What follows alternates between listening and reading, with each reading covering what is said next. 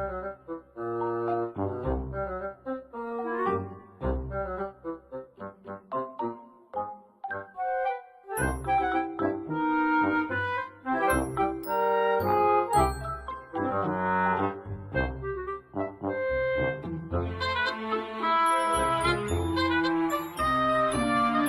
darlings! I hope you're all doing well today.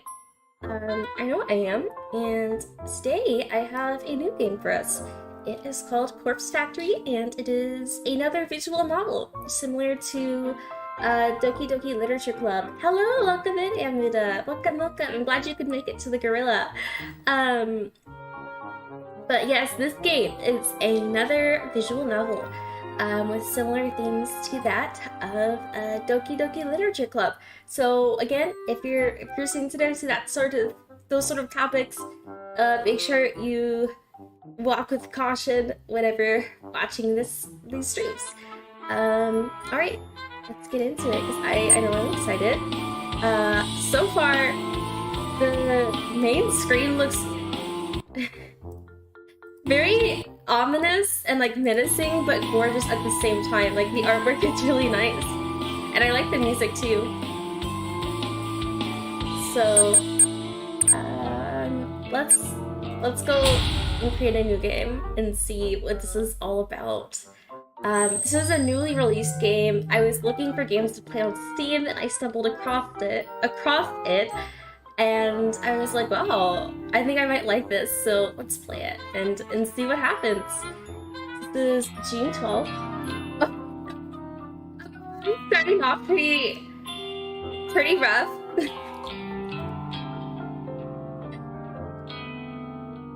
Game volume was a little loud. Okay, let me see if I can fix that.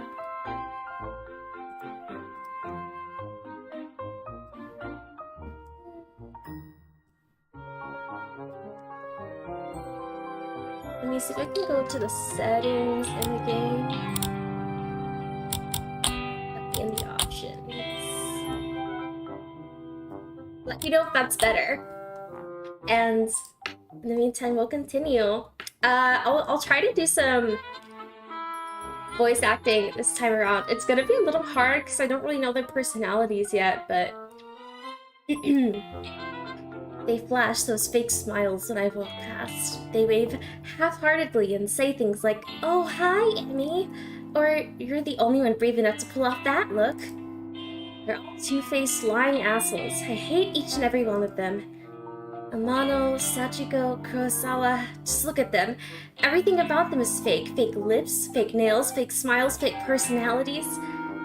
Look, I'll be the first one to admit that I'm a fake bitch too, but even I know I'm not as bad as them. I'm not horrible to every person I meet, just the ones I don't like.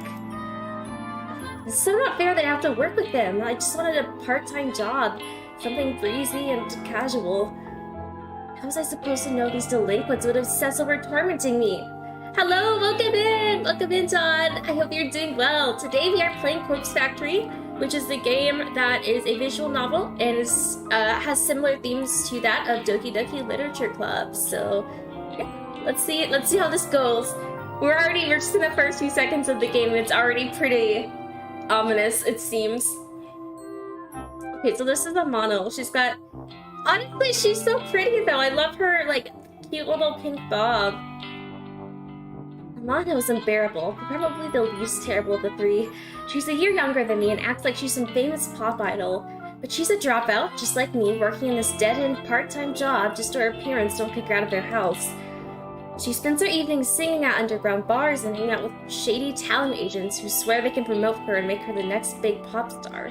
She gets taken advantage of time and time again, but never seems to learn her lesson. I don't know if she's just stupid or if she really thinks she's on the right track to becoming famous. Sachiko is the kind of straight-laced girl you see at every school, studying her ass off to earn her parents' approval. The type of girl that always has the best grades but never really has any friends. She's the kind of girl that graduates, then the reality of the real world knocks... I can't speak! Then the reality of the real world knocks her on her ass and she realizes that she actually has no clue what she's doing, just like the rest of us. So she settles for the first crappy job she can find, and then suddenly it's 3 years later and she's still slaving away for asshole managers just to make ends meet. Instead of being humbled by her station in life, Sachiko decides to take her anger out on everyone around her. I've seen her slap customers out of frustration. Rumor has it that she strangled our boss on one occasion. Apparently he's too afraid to fire her now. I don't blame him, I'm afraid of her too. Okay, so none of these three is us. These are all other girls working at our store. Okay, that makes sense. And then there's Kurosawa. I'd write an entire blog on all the things I hate about her. She's pretty, but she's very aware of it. She seems to have a new sugar daddy every few weeks, some poor old fool that she strings along and milks dry. She must be nearing 30, but all her friends are still in senior high school. It's more than a little weird. They hang out around the train station, bullying homeless people and shoplifting from the convenience store. I'm pretty certain that she's done time once or twice. Kurosawa is just an all-around terrible person. She makes Amato and Sachiko look like saints in comparison. Honestly, I couldn't ask for a worse group of co-workers. Finally, there's me. No, I thought we were gonna be able to see what we look like. Emi Katsuno, university dropout, part-time cashier, and up to my ears in debt. I live in a small apartment in a bad neighborhood just to keep my head above water. My apartment building is filled with deadbeats. Loan sharks, junkies, perverts, you name it.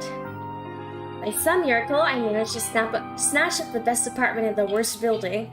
Although the place is nice, the rent is questionably low. I'm fully expecting the landlord to wander in one day and demand more money. Or murder me. Constantly worried about money, worried about my safety, worried about what the hell I'm supposed to be doing with my life. As if that wasn't bad enough, I have to work 4 days a week with the 3 worst girls I've ever met in my life. Today's no different from any other day. Mono greets me at the door, her disgustingly puffy and pouty lips pulled back in a half-snarl, half-smile. I can smell the sickly sweet scent of too much lip gloss from 10 feet away. Oh, hi, Emmy. You're late again, you know. Oh, by the way, I totally forgot to mention this, but, this one has voice acting, so all of the other characters outside of us have like voices already. So I think that's super cool. I haven't really seen that in too many visual novels before, but let's keep going. Bitch. Yeah, sorry. Just let me past. I'll go clock She's so pretty! Wow! Oh my goodness. How could you let someone like this have to work with such crappy coworkers? She's gorgeous. I feel bad for her now. Whatever. Kurosawa wants to see you. Can you, like, just go see her? Fine. Hana walks off. I look around for Kurosawa. The stale stench of cigarette smoke eventually overwhelms the lingering scent of lip gloss in the air and leads me to her location. You wanted me? Katsuno, I need you to process a big refund. Don't mess it up, okay? It's for a regular customer. Okay, I can do that. What am I refunding? There's a bunch of shirts on the counter. Just ring them up and refund them for cash. You can leave the money in the envelope under the register. Fine, I'll take care of it. Thanks. I'm going for a smoke break. I decide to clock in before processing the refund. I won't be paid for this shift if the company doesn't know I came into work. I go behind the counter and retrieve the sign-in booklet. I flip to today's date and fill in my details. Done and done. The shirts that Kurosawa mentioned are lying haphazardly over the counter. I pick them up and scan each one. They're not cheap. The first rings up at 11,000 yen, and the next is 13,000. There are 6 shirts all up. Each one a little more expensive than the last. They don't look worn and the tags are intact. I'm supposed to ask for a receipt or proof of purchase before making a refund, but the customer is obviously not here. Besides, the request came directly from Kurosawa, my superiors, so I can't exactly refuse. A refund goes through the system successfully, and the cash drawer opens up. Count the correct amount of money in 2,000 yen bills, then pop an elastic band around the cash and put it in an envelope. I also print a copy of the refund receipt and slip it in with the cash.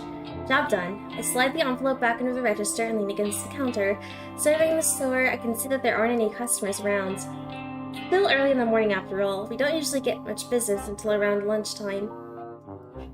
I hover around the register for a while, biting my nails and staring at the clock to pass time. Kurosawa eventually returns from her smoke break. Half an hour must have passed by now. Who does she think she is? You finished that refund? Yeah, I did it just like you said. Okay.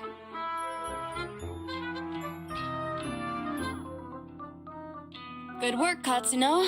I'll pass this on to the customer next time they come in. No problem. Anyway, I'll take over the cash register for a while. You want to go tidy up stock? Yeah, okay. Not too bothered if Kurosawa wants to take over my register duties. It's boring standing around. I'd much rather be doing something than nothing. As I head toward a rack of untidy jackets, Sachiko bumps into me. Sorry, I didn't see you there. Sorry? Did she actually just apologize to someone? Sachiko, the customer abuser? That's fine. You okay? I haven't been sleeping real well. I'm just tired, that's all. She looks tired. I mean, like, even though she seems, like, really mean, I hope that she's okay. Well, get some rest, I guess. Thanks.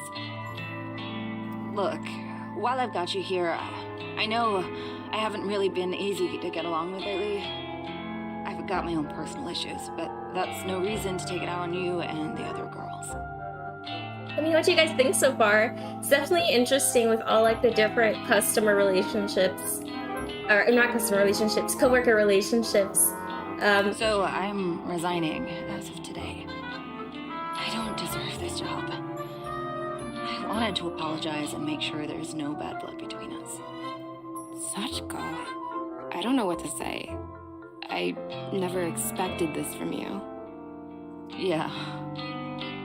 If you're resigning, do you have another job lined up? No, not yet, but I need to work on myself first. I have a lot to think about. Well, I mean, as long as you're sure about this. I am. She, like, I don't know, she looks, like, really dead almost. Like, she's so In that case, exhausted then looking. Thank you for apologizing. I forgive you. Thank you, Emmy.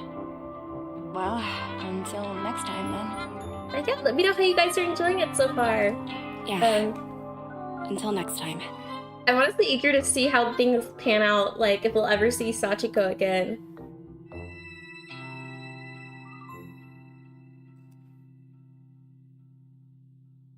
Oh wait, I forgot to read. Regardless, I'm actually kind of glad she's trying to get a grip on her life. I hope everything works out for her. If she's resigning today, then I suppose the only two terrible coworkers left are Amano and Kurosawa. I glance at Amano, who is standing by the door, waiting to greet customers. She has a vacant expression on her face, like always. I then look to the register where Kurosawa should have been standing, but she's not there. Didn't she offer to take over register duties from me? Where the hell did she disappear to? I wander behind the counter. The register doesn't look like it has been touched. Out of curiosity, I slide my hand around under the register. And the cash stuffed envelope is gone. No sign of it. The receipt from the refund is lying on the floor. I bend down and pick it up. The standard refund receipt stating the value of the transaction. My name is signed at the bottom since I was the one who processed it. The refunded money is gone, and so is Kurosawa. Did she? No, she couldn't have. Surely she wouldn't have run off with the money. No one would be stupid enough to risk their job over that, would they? Ah, there's Katsuno. You should go ask her about it. Huh? Kurosawa is still here? She seemed to pop up from nowhere. Katsuno, a word, if you please. Oh dear. Hirota, the manager of the store. He normally spends his time in the office out back, so it's kind of unusual to see him here. What could he want with me? Kurosawa was tending to the register when she noticed the system flagged a large refund as suspicious. Do you know anything about it? Well, yeah, I processed a big refund this morning. Is that so? Do you have the receipt? Here. This is quite a large refund. No wonder the system flagged it. Did you get approval from Kurosawa before processing this? Kurosawa was the one who asked me to process it, sir. I never even spoke to the customer that it was intended for. That's not true, Hirota. I don't know anything about this refund. Oh no, she totally did steal the money. Wait, what? Where is the refunded money now? Well, I put it in an envelope underneath the register, but... There's no money here, sir. She's lying to you. Interesting. No money to be found. And Katsuno. Oh my you're the one goodness, who no! signed up? yeah, I just signed it, but... You're going to have to tell the truth, Katsuno. Did you take the money? Don't make me get the police involved. Wait, hang on. Do you think I stole it? Kurosawa asked me to process the refund and leave the cash in an envelope. Nonsense. That's simply irresponsible. It's not safe to leave cash out of the register. We're gonna... Confess at once, Katsuno. I didn't steal the damn money! If anyone stole it, it was that bitch Kurosawa! Enough! We're not going to stand here and argue about this like bickering school children. Sachiko! Yeah, Hirota? Did you witness Katsuno take an envelope of cash from the register? Oh, yes, sir. Just this morning. She acted like she was processing a refund, then pocketed the cash. I meant to bring it to your attention sooner. No! Wait, she's in on this too? What the hell?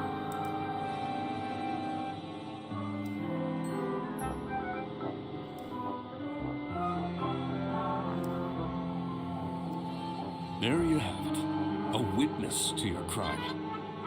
Kurosawa, if you would kindly call the police. Do you guys have security cameras in here or something? Yes, sir. Wait just a minute! I didn't steal any money. Why don't you check the security cameras, huh? You'll see that I'm innocent.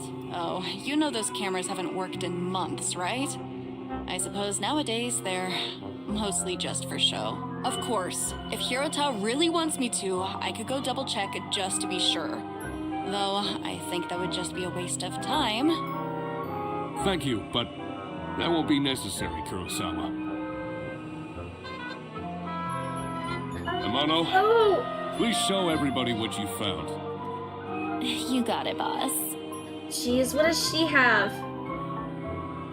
Found this wad of cash in Katsuno's locker out back. You're lying! I haven't even had time to go out back today! I mean, what do you want me to say? You think the cash just appeared out of nowhere? It would seem all the evidence is against you, Katsuno. Since we located the money, I won't have you arrested. But you will not step foot in this store ever again.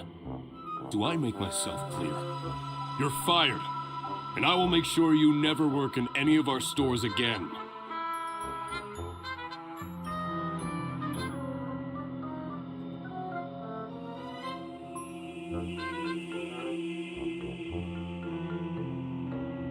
See you around, Emmy. Oh well, I guess not, hey? No, I hate this! I blinked tears out of my eyes as I dashed through the store's front door. Well, we're out of a job now, so I have no idea how we're gonna pay rent for the crappy apartment that we have, but... My anger and fear and anxiety get the better of me, and it's a good 5 or 10 minutes before I realize that I've been running aimlessly through the shopping mall. Reach a hand to my eyes to wipe away the moisture and take a deep breath. I look around, trying to get my bearings. The escalators, at least I know where I am. I need to sit down and compose myself. If I don't calm down, I might be tempted to return to the store and start punching those 3 absolute assholes. With my head down, I blindly charge toward a small seating area. Watch out!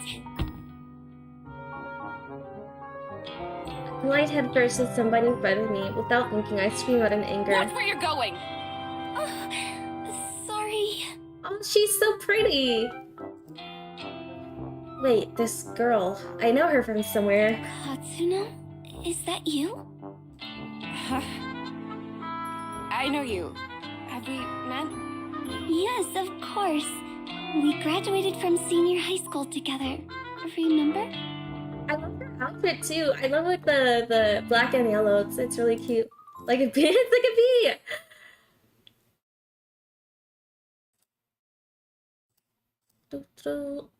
Wait, okay, on my end, the stream looks a little... Okay, it had froze for a second. I'm glad it's not frozen, though.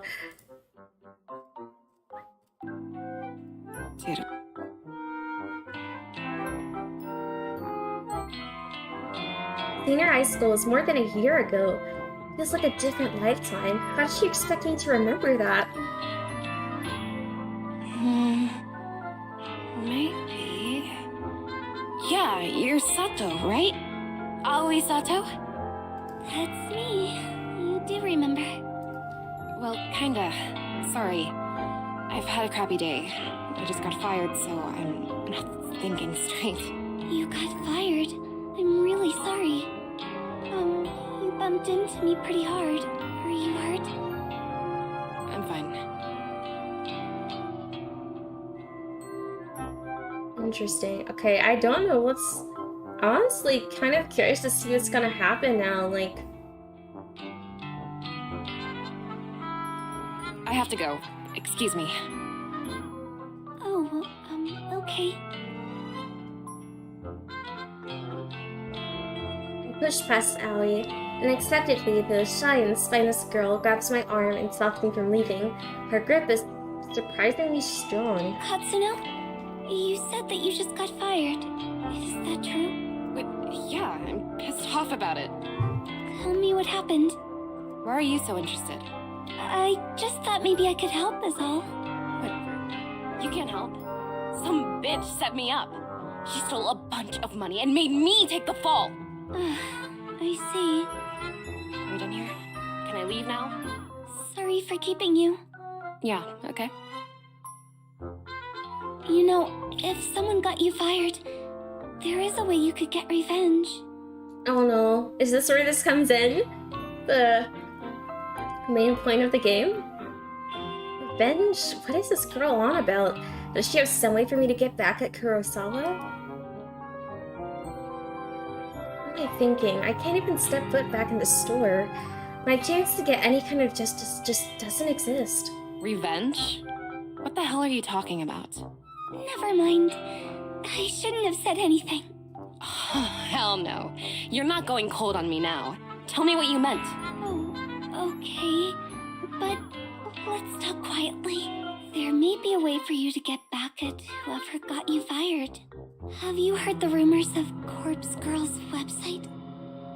Corpse Girl? Who is that? Sounds like some death metal band.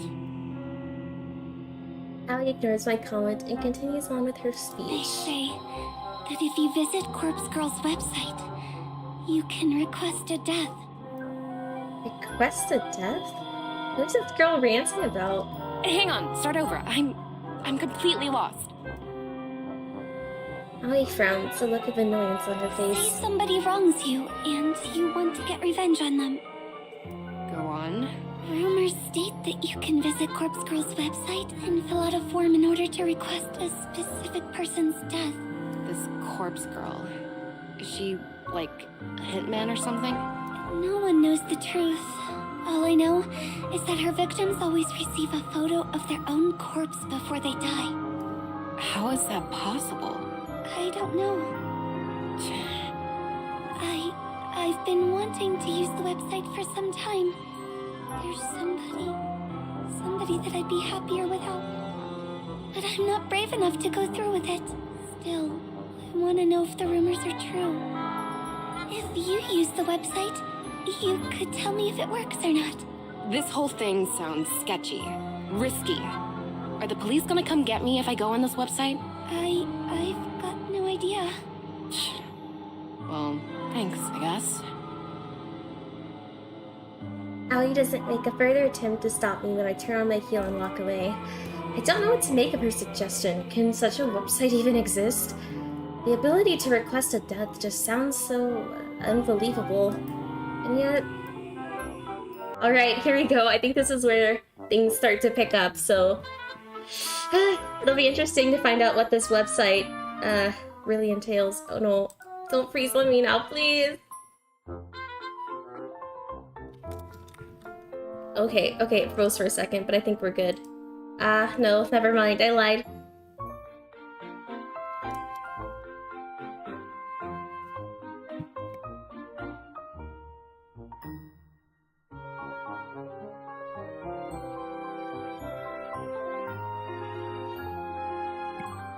Okay, I think we're good now. It's not frozen anymore. So I'm gonna turn down the background music just a little more. Alright, here we go. I find myself unable to get the possibilities out of my mind as I make my way toward the train station. Corpse Girl, a website tailored for revenge. With Dobbin Kurosawa, Sachiko, Amano. I could remain anonymous, then no matter what happens, whatever fate befalls those girls, it couldn't be traced back to me. I start to wonder if ordering the deaths of a few girls simply because they got me fired is a little extreme. Although they're not exactly saints, they're closer to human garbage more than anything else. They've always been hostile toward me. I'd probably be doing the world a favor if I had them all killed. They screwed me over without a second thought. Who knows what they might do to their next unsuspecting victim? Yeah, killing all 3 of them is the right thing to do. Removing them from the planet will prevent them from hurting anyone else. Jeez, that went down a dark path pretty quickly. I know she's probably like super worked up emotionally because of what happened earlier in the day, but jeez, girl. The trip back to my apartment is boring. The train carriage is nearly empty, save for a few junior high school boys and a couple of women in business attire.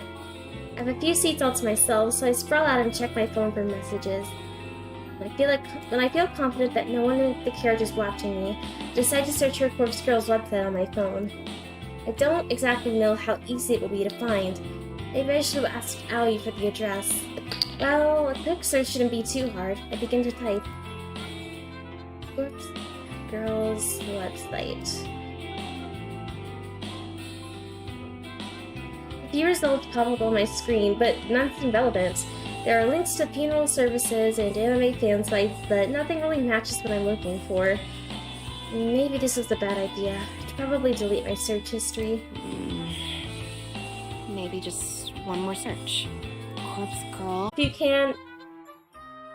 OBS is not quite working. Oh, it's working out! Oh, finally! Okay. Sorry, stream went down for a sec. Internet issues, I think. If you stuck around though, thanks for doing so.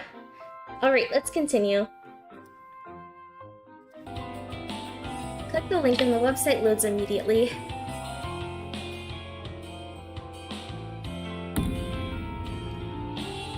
The website is simple. There's a freaky little dancing girl at the top of the screen who looks too happy to belong on such a site. So the website says, Corpse Girl's website, revenge at your fingertips. Request a death. Fill in the victim's information and upload a photo of them. Your victim will receive a photo of their own corpse shortly before they die. Watch out, don't be an idiot and enter... And then it cuts off there. The whole site is really basic. A small blurb of text offers instructions. Request a death. Fill out your victim's information and upload a photo of them. Your victim will receive a photo of their own corpse shortly before they die. Watch out, don't be an idiot and enter your own information or you will be cursed. What the hell? Is this site actually for real? I start to wonder if I should go through with this. There's very little useful information on the site. I mean, it does say request a death, but come on, is someone actually going to go out and kill the person I choose? How on earth can someone receive a photo of their own corpse before they're actually dead? That just doesn't make any sense. My heart suddenly skips a beat and I nearly drop my phone when it buzzes at me. Thank God. It's just a text message. An unknown number. That's never a good thing. Wait a minute, there's a photo attachment. Who would be sending me a photo from an unknown number? My curiosity gets the better of me and I open the message.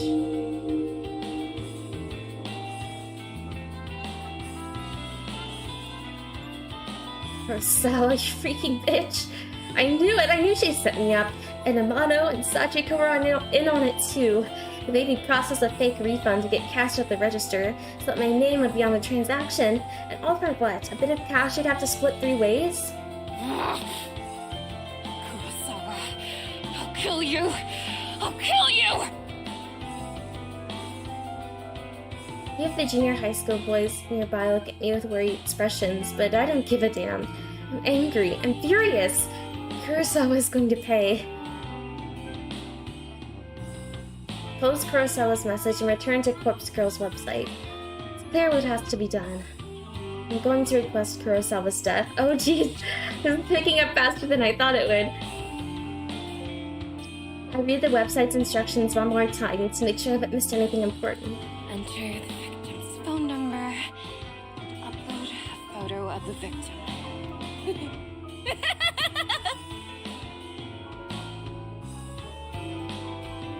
I can't believe it. Kurosawa just signed her own death sentence. She sent me a photo of herself, but her phone number was included with the message. I fill in the phone number and upload the photo, my hands trembling the whole time. My thumb hovers over the submit button. I feel a chill down my spine. My face turns pale and I immediately feel cold and clammy. Kurosawa really going to die if I use this website? Or is this all a sick hoax? I run through the possible outcomes in my head.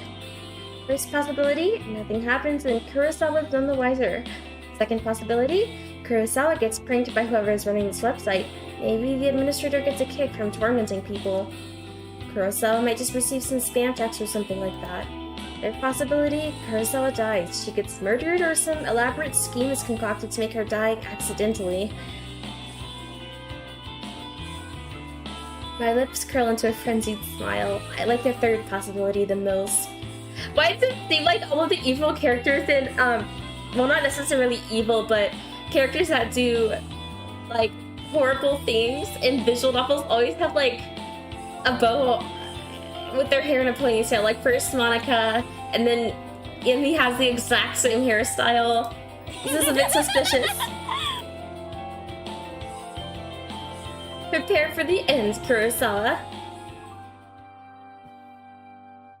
Oh dear. Alright. This is Friday evening.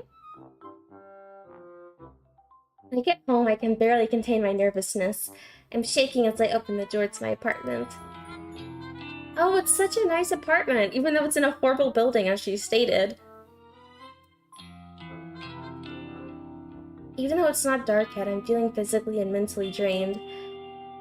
Trauma at work this morning, the taunting laugh of Kurosawa. I feel exhausted, like I just want to crawl into bed and sleep. Despite my dipping energy levels, I can't extinguish the burning question flickering within my mind like a candle flame. How will I know when, or if, Kurosawa is dead? Will Corpse Girl's website notify me? No, of course not. I didn't give any of my personal information to the site. The entire thing was anonymous. And it's not like I can visit the store tomorrow and see if she comes into work. I'll be kicked out as soon as I show my face. So what do I do? That's it.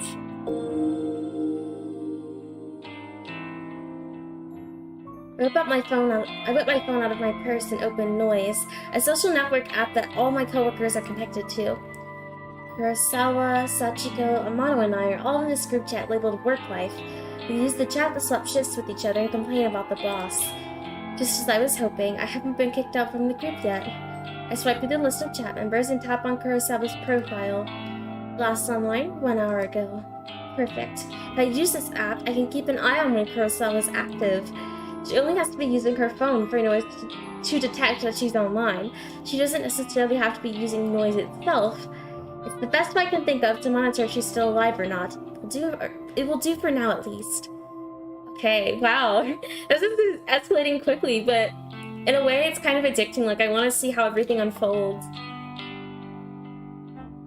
I wonder why Kurosawa sent me that photo of herself via regular text message instead of through Noise. Maybe she thought she could be busted for it if someone got into her Noise profile? Who knows what that girl was thinking? Regardless, I'm thankful she made such a stupid mistake. I wouldn't have obtained her phone number if she had decided to message me through Noise instead. After all, Noise is strictly an online service. No need for phone numbers. Come to think of it, where did she get my phone number from? Well, no matter, it worked out in the end. I slumped down on the couch in front of the TV and keep my phone firmly gripped in one hand, my knuckles whitening. I start to bite the fingernails on my other hand out of anxiety. In an attempt to distract myself, I switch the TV on and stream some stupid reality shows. The distraction hardly works, and I find myself instinctively glancing at my phone every couple of minutes, waiting for any kind of update on Kurosawa's online status. The evening passes slowly. Alright, so no updates it seems just yet. Okay, so this is the next morning, June 13th. Sunlight streams through the open curtains and I startle. Did I fall asleep on the couch? I wipe my sleeve, cleaning off a trickle of drool from my chin. My phone is still in one hand, and I quickly check it. I tap the fingerprint-smeared screen, but it's not responding. Battery died. I must have fallen asleep and left the screen on all night. I race toward my charger and plug it in, anxiously waiting for just enough energy to turn the phone screen back on. After what seems like an eternity, the phone comes to life. I catch a glimpse of the clock as I swipe the lock screen away. 6:34 a.m. I open up noise as quickly as I can and flick through to Kurosawa's profile. Damn it! She blocked me! Damn it! Damn it! What do I do now? I've only got no way of knowing whether Kurosawa is still alive. I slam my phone down in frustration, and it vibrates in retaliation. Huh? Another text message.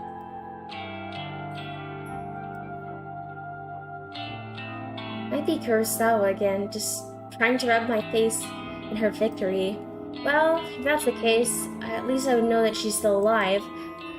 I hesitantly pick my phone up again and open the message. There's no text, just a photo attachment. Oh no.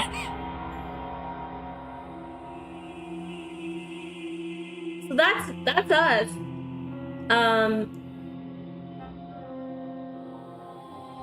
What the hell is this? I nearly dropped my phone in terror. A photo of a dead body, twisted, crumpled, like it has fallen from a great height. A spatter of blood is flecked across the grass. It's hard to make out the details of the person. Dirty blonde hair, familiar clothes, much makeup. This dead body, is it supposed to be me? There can be no mistaking it. Without a doubt, this is a picture of my own corpse. I shriek again, unable to process what I'm seeing. I'm so entranced by the corpse that it takes me a minute to notice the timestamp on the corner of the photo. It's today's date, but something is off. The time says 7:28 a.m. That's about an hour from now. I shiver involuntarily and feel the sickening sensation of bile rising in my throat. This photo. Is this a prediction of my death? Am I going to die within the hour? And then, the truth hits me harder than my face hit the ground in this grisly photo. When you request a death on Corpse Girl's website, your victim receives a photo of their own corpse before they die. Before they die. I can't look at it anymore. I throw my phone to the side and curl up on the floor. Did Corpse Girl send this to me? And how? How did somebody get a photo of my corpse? A photo that is seemingly from the future? It's impossible. It has to be a hoax. Some trick. Some psycho tormenting me. Yeah, that's all it is. Someone is messing with me. Probably Kurosawa. I get up off the floor and stumble around. I'm kind of lightheaded and unbalanced, and my stomach feels queasy, ready to launch its contents through my throat at any second.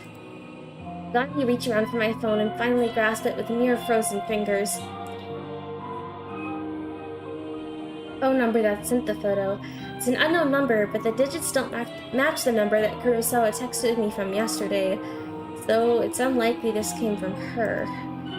Bizarrely, the phone number is kind of weird. There are more digits than should be possible.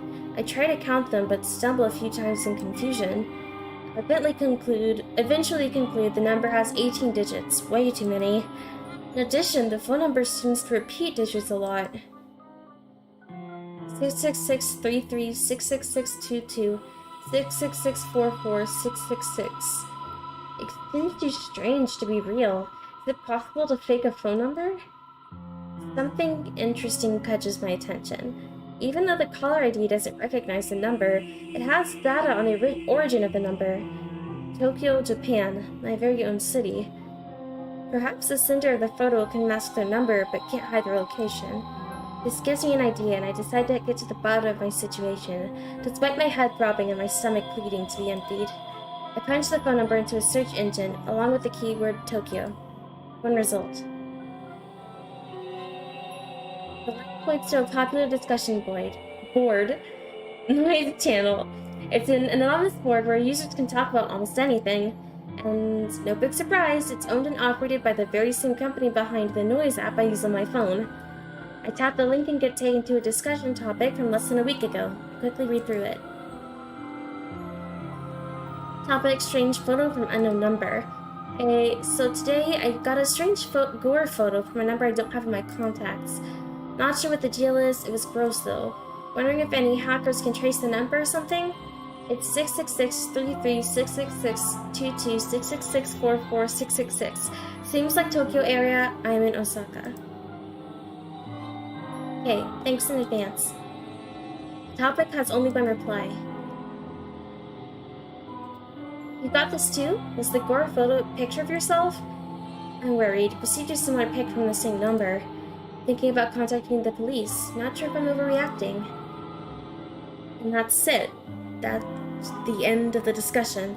Neither poster followed up my conversation. Damn it. That's all? That didn't give me anything to go on. Except now I know that at least two other people have received bloody photos of themselves. I wonder if those photos were as extreme as the one I received? What happened to these two posters? Why didn't they continue the discussion? I feel myself beginning to sweat. My body is going from cold to hot and back again several times a minute. It feels like I have a fever, but I know it's just stress tearing me up. I check the time. It's 6:59 a.m. About half an hour until the time printed on the photo. I take a deep breath and the doorbell buzzes. I freeze in place, unsure whether I should answer the door. In a sketchy apartment building, it's a risk to answer the door on any given day, before even taking into consideration that some psycho just texted me a photo of my own corpse. Tiptoe toward the door on stiff legs and gaze through the peephole. There's no one there. Breathe a sigh of relief. Maybe I'm just on edge and the doorbell echoed from someone else's apartment. Besides, I don't know if anyone would visit me unannounced, especially this early in the morning. I slump to the floor, my back sliding down the door as I come to rest on the carpet, my legs splayed out haphazardly in front of me. I've had enough fear for one day. I have to just believe this whole thing is a hoax. It's probably karma for trying to get revenge on Kurosawa. Yeah, that's it. Karma. The doorbell rings again and I scream in shock, my head slamming back against the door I was resting against. I jump to my feet and ignore the people, this time just simply swinging the door wide open.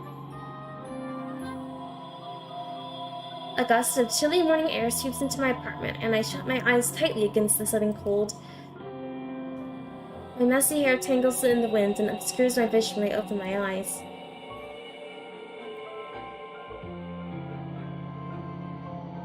Oh God. Don't tell me.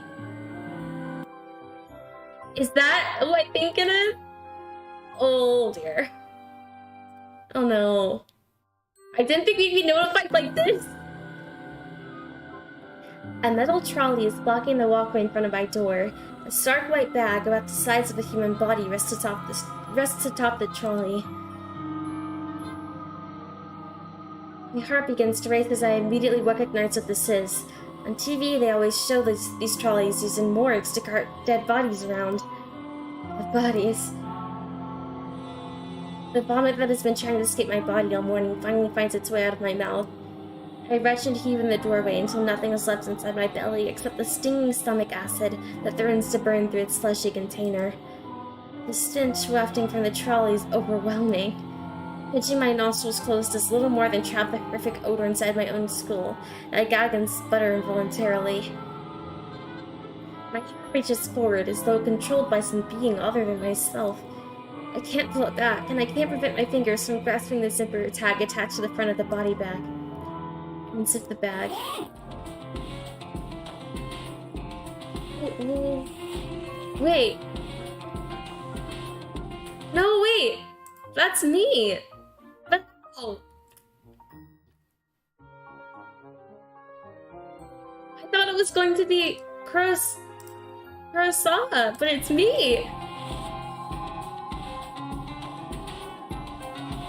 And there I am, a wretched corpse exposed to the day's first rays of sunlight. I stand here in the doorway as I lay there atop the trolley, simultaneously alive and dead, but more dead than alive in both bodies. The bruising on my face is horrific, and I reach a stiff finger to my own lips, my living lips, tracing the outline of the bruise I see before me. There's no pain where the bruise should be, and I breathe a sigh of relief.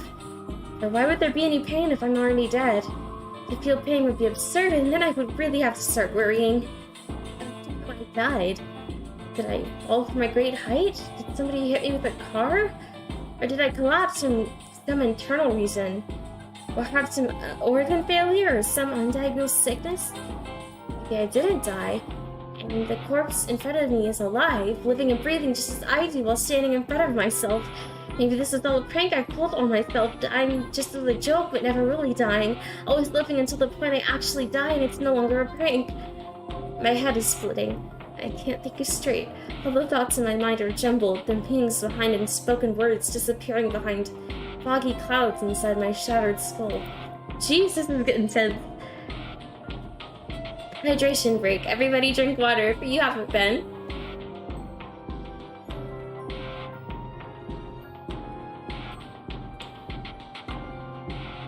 To clear my head, I step around my corpse and stand by the walkway's railing.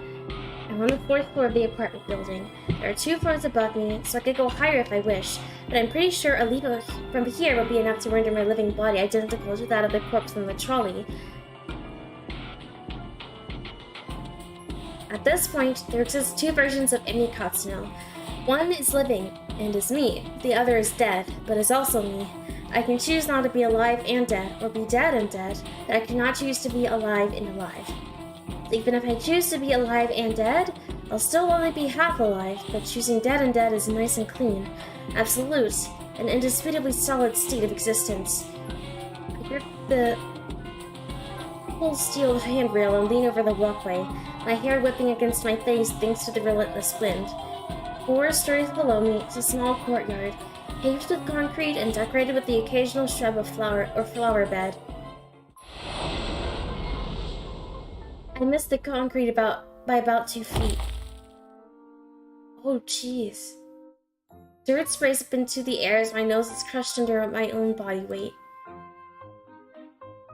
I think about that photo Kurosawa sent me with her smug smile and her hands full of stolen money.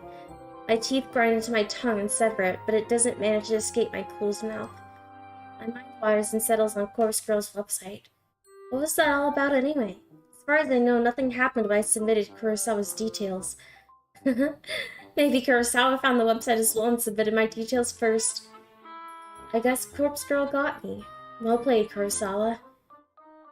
I think I can taste blood in my mouth, but it might just be a memory from some other point in my lifetime. A blinking light from a nearby parked car kind of irritates me. But then my vision turns blue or black, and my only concern is how I'll never truly know what.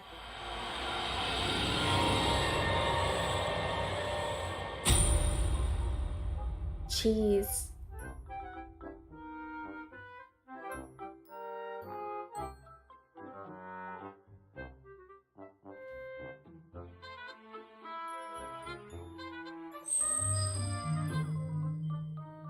Oh, that was just a prologue? What the hell? That was way too intense just to be the prologue of something. Okay. I feel like that's almost worse. That was almost worse than Doki Doki Literature Club. I think it's because... I don't know. I need to keep, like, with it. And then we can figure out what's happening. So I guess this is from Kurosawa's perspective now? Yeah, okay, it is. I always liked the shape of my eyes. I can be critical about other parts of my body, but I'll never complain about my eyes. With or without makeup, I think they look great. Mother used to tell me I inherited her eyes. My big sister inherited father's eyes. To be honest, I don't see any of father's features in myself or my sister, but I do agree that my eyes are exact replicas of mother's. Mother doesn't see too well anymore, and that might be something I have to also worry about in the future. But for now, my eyes are perfect, and I couldn't be happier with them. I wear eyeshadow and eyeliner to bring out my best features. Some people tell me I use too much makeup, that I tend to overdo it and make myself look intimidating. Well, I don't really care. I mostly like the way I look, and honestly, how many people can claim the same? Today's morning ritual is the same as any other workday. I'm a slave to the wage, and I'm not proud of it.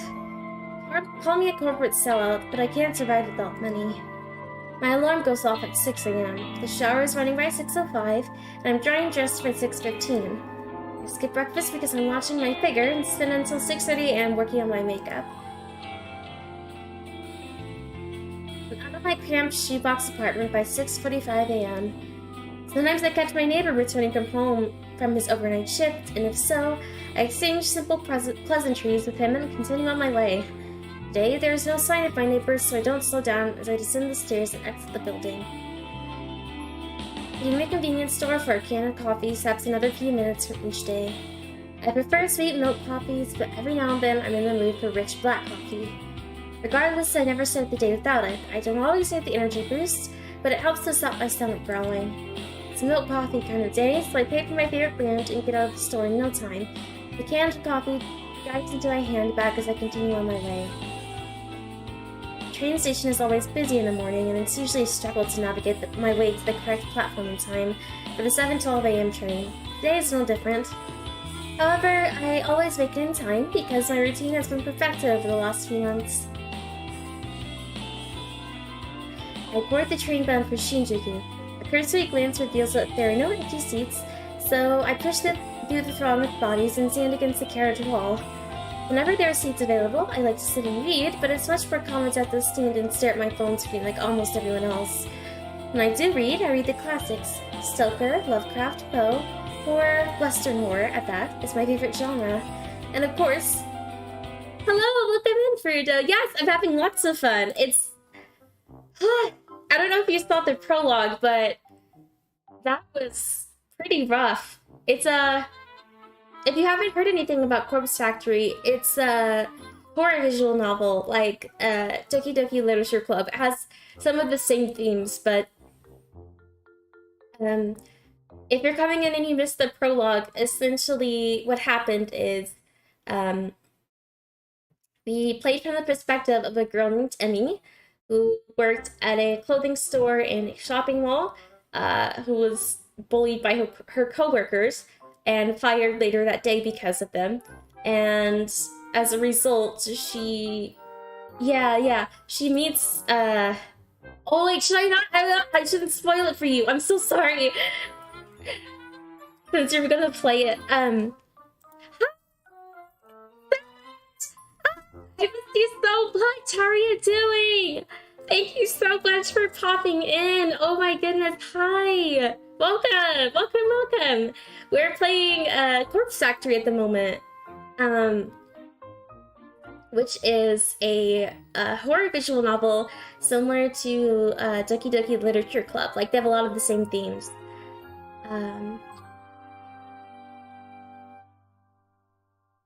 Okay, good. So the prologue was about a girl named Emmy, like I said, and she gets fired from her job at a store because of her coworkers who bullied her, and she meets one of her old high school classmates who tells her about a website where you can request the death of someone, and so she goes and requests the death of one of the coworkers that orchestrated a lot of the things in the store that resulted in her being upset. And the next day, she receives a picture of her own body instead of that of the person she requested. And So then it cuts to Act 1, where we're looking at the perspective of the person that she requested the death of.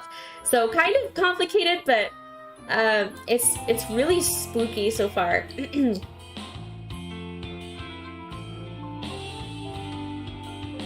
And of course, faithful translations into Japanese are as good as it gets. My English isn't nearly strong enough to read these novels in their original language. When stuck staring at my phone screen, I like to stalk people online, acquaintances, or the few friends I have. They lead such boring lives. They post about the most mundane topics all day, every day, acting like they'll shrivel up and die unless they get the attention they seek. I find their dull, tedious lives simply fascinating. From behind the safety of a glass veil, I can fulfill my voyeuristic fetishes and consume as much pointless information as I desire. Knowing every mundane tidbit of people's daily lives turns me on. Oh, really? That's so weird! Wait! Why is she stalking people? She's so... I don't like her, honestly. Why is she like this? She stole money from the store and blamed on her coworker and she's stalking people? This girl is so creepy. God. I stare down at the phone held in my frail hand. My fingers move of their own accord, scrolling and tapping against the backlit display. Honestly, yeah, red flag. Pausing, pondering, pouncing on any poster picture that my pupils haven't yet consumed. Standing in the train carriage, packed with the gills of people, I can't help but feel my face getting This is so odd. Jeez, I can't. Why is she...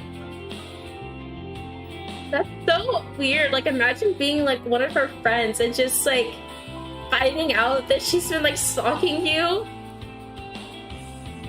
Because it's enjoyable for her. Jeez. Okay, let's continue. Catch my breathing getting heavier, my gasps becoming short and sharp. Break the dentist yesterday for a root canal. Mizuno shared some photos from an international vacation. Kawahara objects to owning pets and thinks all animals should be free. My cheeks glow crimson. My chest begins rising and falling quickly. I clutch the collar of my shirt. I can't... Sorry, you guys. I trip over words so much. I'm so sorry, but I did my best. Knuckles whitening, knees shaking. A few people in the carriage started to move away from me, but I barely noticed them. My fingers keep scrolling and I hit the jackpot. A new post from a coworker at my office, Tomoe Watanabe. She's a gal girl, the type with a heavy fake tan, bleached blonde hair, and questionable clothes. I hate her, but I love her posts. This morning's update reads, Tomoe! Found it. Corpse Girl website. Such fake bull. Waiting to meet a bitch to try it on. Somebody just discovered Corpse Girl's website, huh? I feel a slight squeal trying to escape from my throat as my legs threaten to buckle underneath me. I can't take the excitement anymore and I have to force my phone from my hands and bring it at the bottom of my handbag. Deep breaths, Noriko, deep breaths. I need to calm down and control myself. Composure is key. Maybe I could just stick to reading books on the train.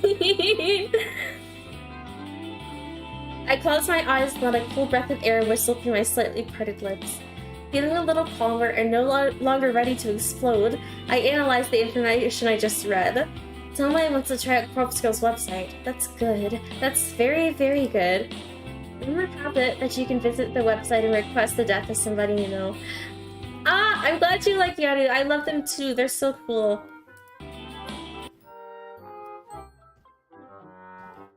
Rumor has it that you can visit the website and request the death of somebody you know. How and if the victim dies isn't known to the public because of that. Some people are pretty quick to dismiss the site as a hoax. However, the most interesting part isn't how or if the victim dies, but rather what happens to the victim before they die. Supposedly, the victim will receive a photo of their own corpse. How this photo exists before the victim's life is sent out isn't public knowledge, but the thought of this phenomenon occurring is utterly intriguing. Nevertheless, the site has been getting popularity lately, at least in certain corners of the internet. Message boards like Noise Channel and other similar sites have picked up on the rumors and like to exaggerate the website's authenticity. The fact that someone like Tomoe, a rather dense, dim-witted individual, has discovered the website means that it's actually more well-known than I previously thought. It means that people are actually talking about it outside of the internet.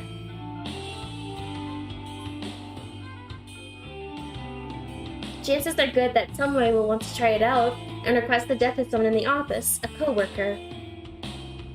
Me, perhaps. She hates my guts as much as I hate hers. Finally, something exciting is going to happen in our dull workplace. The next station is Shinjuku. The doors on the right side will open. Please change here for the Chuo line, the Shonan Shinjuku line, the Saikyo line.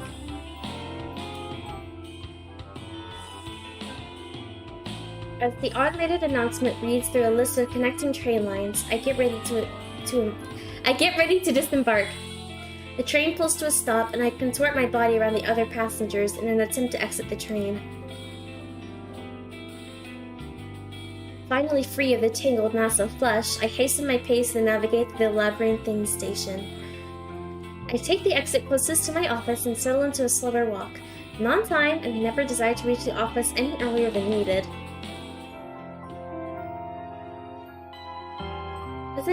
Oh, wait. Something I just noticed is that,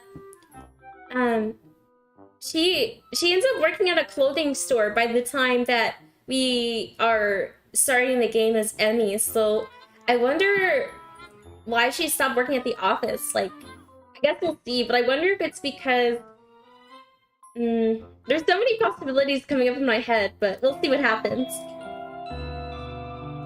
The name Temujin is stamped across the structure in gigantic block letters. If you're looking for this building in Shinjuku, you can't possibly miss it. Temujin carries the title of Japan's third biggest banking corporation. It's a gigantic company with other branches in Kyoto, Osaka, Sapporo, Fukuoka, and a dozen smaller cities I don't even remember. I've worked here for close to 3 months now, not a long time in the grand scheme of things. That said, I'm only a temp and all I do is data entry. I work on the 14th floor along with about 60 other junior employees, including a gal girl, Tomoe Watanabe. I don't speak to many of the co-workers. That's the way I like it. I reach the building, I enter through the giant double sliding doors, and I find myself in the familiar lobby. Comfortable couches line the wall, circling a reception desk. 4 large elevators are tucked away in a nook behind the reception desk. It's already busy this morning, though to be fair, this place is packed all the time. I avoid the crowds of sharply dressed business people, feeling a little out of place in my semi-formal shirt and skirt. Ducking into a newly opened elevator, I tap my employee ID card to a backlit panel and press the button to report my floor. The doors close and the elevator begins its smooth ascent. I'm surprised to find that I'm the only one traveling up. I reach my floor and listen to the soothing chime as the doors open, revealing the open layout office before me. The static drone of workspace noise fills my ears. Conversation, ringing phones, fingers tapping against keyboards, photocopiers, even the steady low hum of the air conditioner contributes to the overall dim. Wait, I wonder, okay, so something else I noticed about the game is that certain words are highlighted in the lines, and I'm wondering why. There's also, they're coded in like different colors. I know sometimes, like with Noise and Corpse Girl's website, I know it matches with the theme. Yeah, it doesn't do anything except to move on to the next line. Like with Corpse Girl's website, I'm pretty sure the website has like a purple and black theme, so maybe that's why it's highlighted purple, and Noise has a pink theme, so that's why it's highlighted pink. But there's some other things that are highlighted blue in here, and purple, that don't have anything to do with that. So it's really interesting. As I walk, somebody taps me on the shoulder gently. Good morning, Kurosawa. Oh, that could be possible. I wonder if you can save. Okay, yeah, we can. Let's save.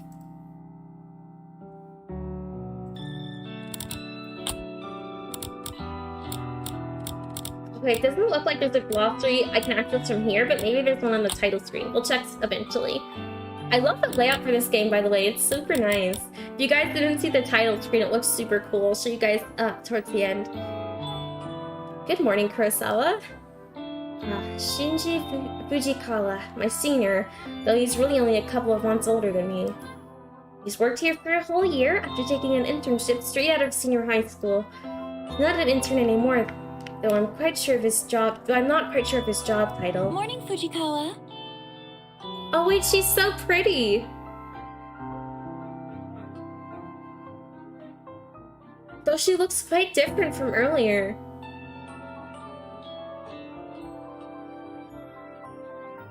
In the prologue, you guys weren't able to see her, but she had blue eyes and she didn't have this streak of red in her hair, and she wasn't wearing this because she was in the store uniform, but she had like a different eye color and different hair, so I wonder what that's about.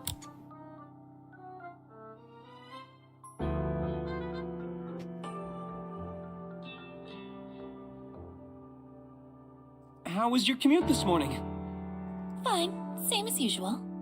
That's good to hear. Did you read any of your novels? He's referring to the horror books I like to read.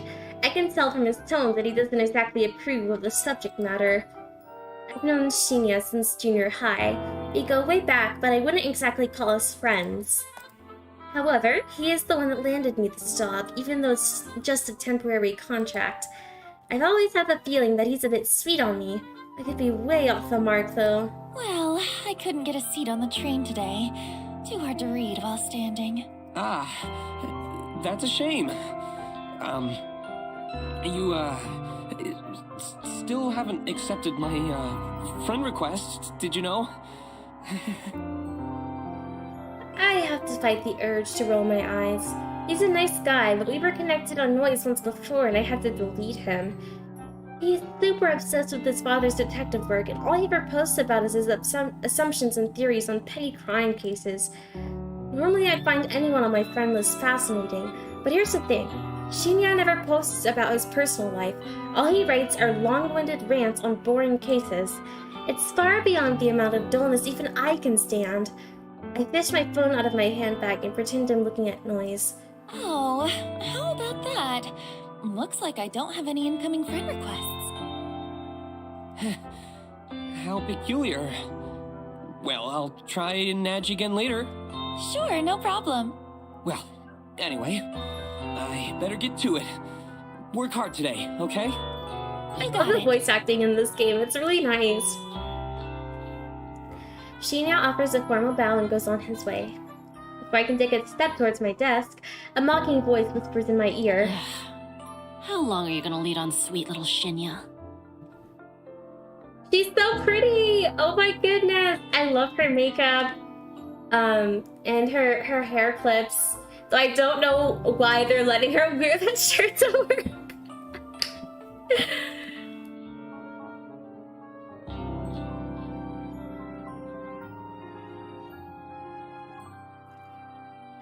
Nobody, welcome in! We're playing Corpse Factory, which is a game about a mysterious website where you can request people's deaths. So we are in Act 1 right now.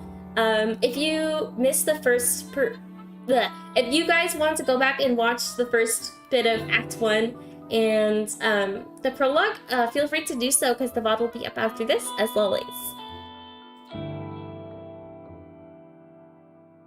I shiver and find Tomoe Watanabe lurking right behind me, buzzing around my neck like an irritating mosquito. That poor boy really has the hots for you. When are you gonna tell him you're a cold-hearted psycho? Listen, I'm not leading him on, and I'm no psycho. Sounds like something a real psycho type would say, don't you reckon? Of course, this is none other than Gal Girl Tomoe, the very same brain-dead moron who posted this morning about wanting to try Corpse Girl's website. She's the kind of person that likes to stir up trouble and instigate conflict. She's had her vacant eyes on me since the day I first stepped foot in the office. She loves to torment me any chance she gets. Maybe I rubbed her the wrong way somehow, though I'm not sure what I ever did to her. Even though she's a data entry temp like me, she's worked here just a little longer than I have. Unfortunately, that means I have to defer to her as my superior in this professional environment. She knows as much and likes to take advantage of the fact as often as possible. It's funny, you know. You don't look like the type of skank to lead on a goody-goody like Shinya. I told you, I'm not leading him on. Well, if you're not interested, maybe I'll take him out this weekend and tongue him at the cinema. Gross. Do what you want, but I doubt he's into someone with your... Did he get beat in the shirt?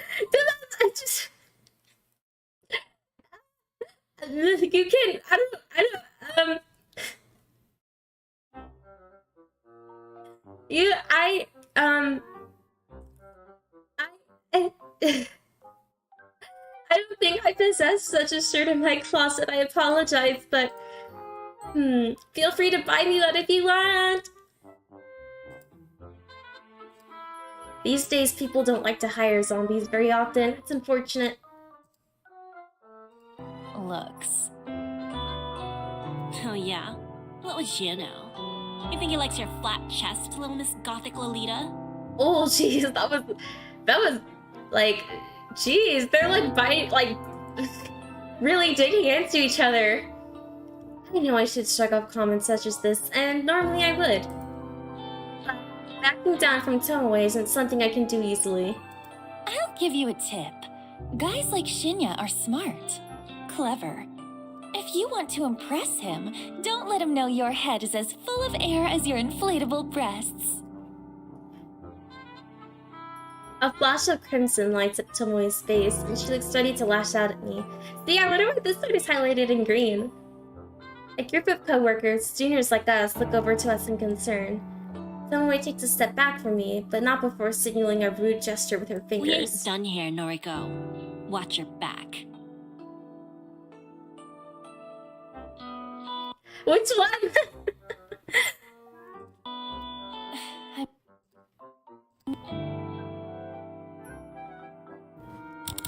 Oh, we didn't get to hear the voice line for that because I clicked out of the window. I'm so sorry. Oh, Blondie. Okay, Tomoe. She's very cute. I love her. Tomoe walks away, and I breathe a sigh of relief. If it wasn't for having to deal with her, I wouldn't dread coming to work every day. Anyway, I wonder when she's planning to test out Corpse Girl's website.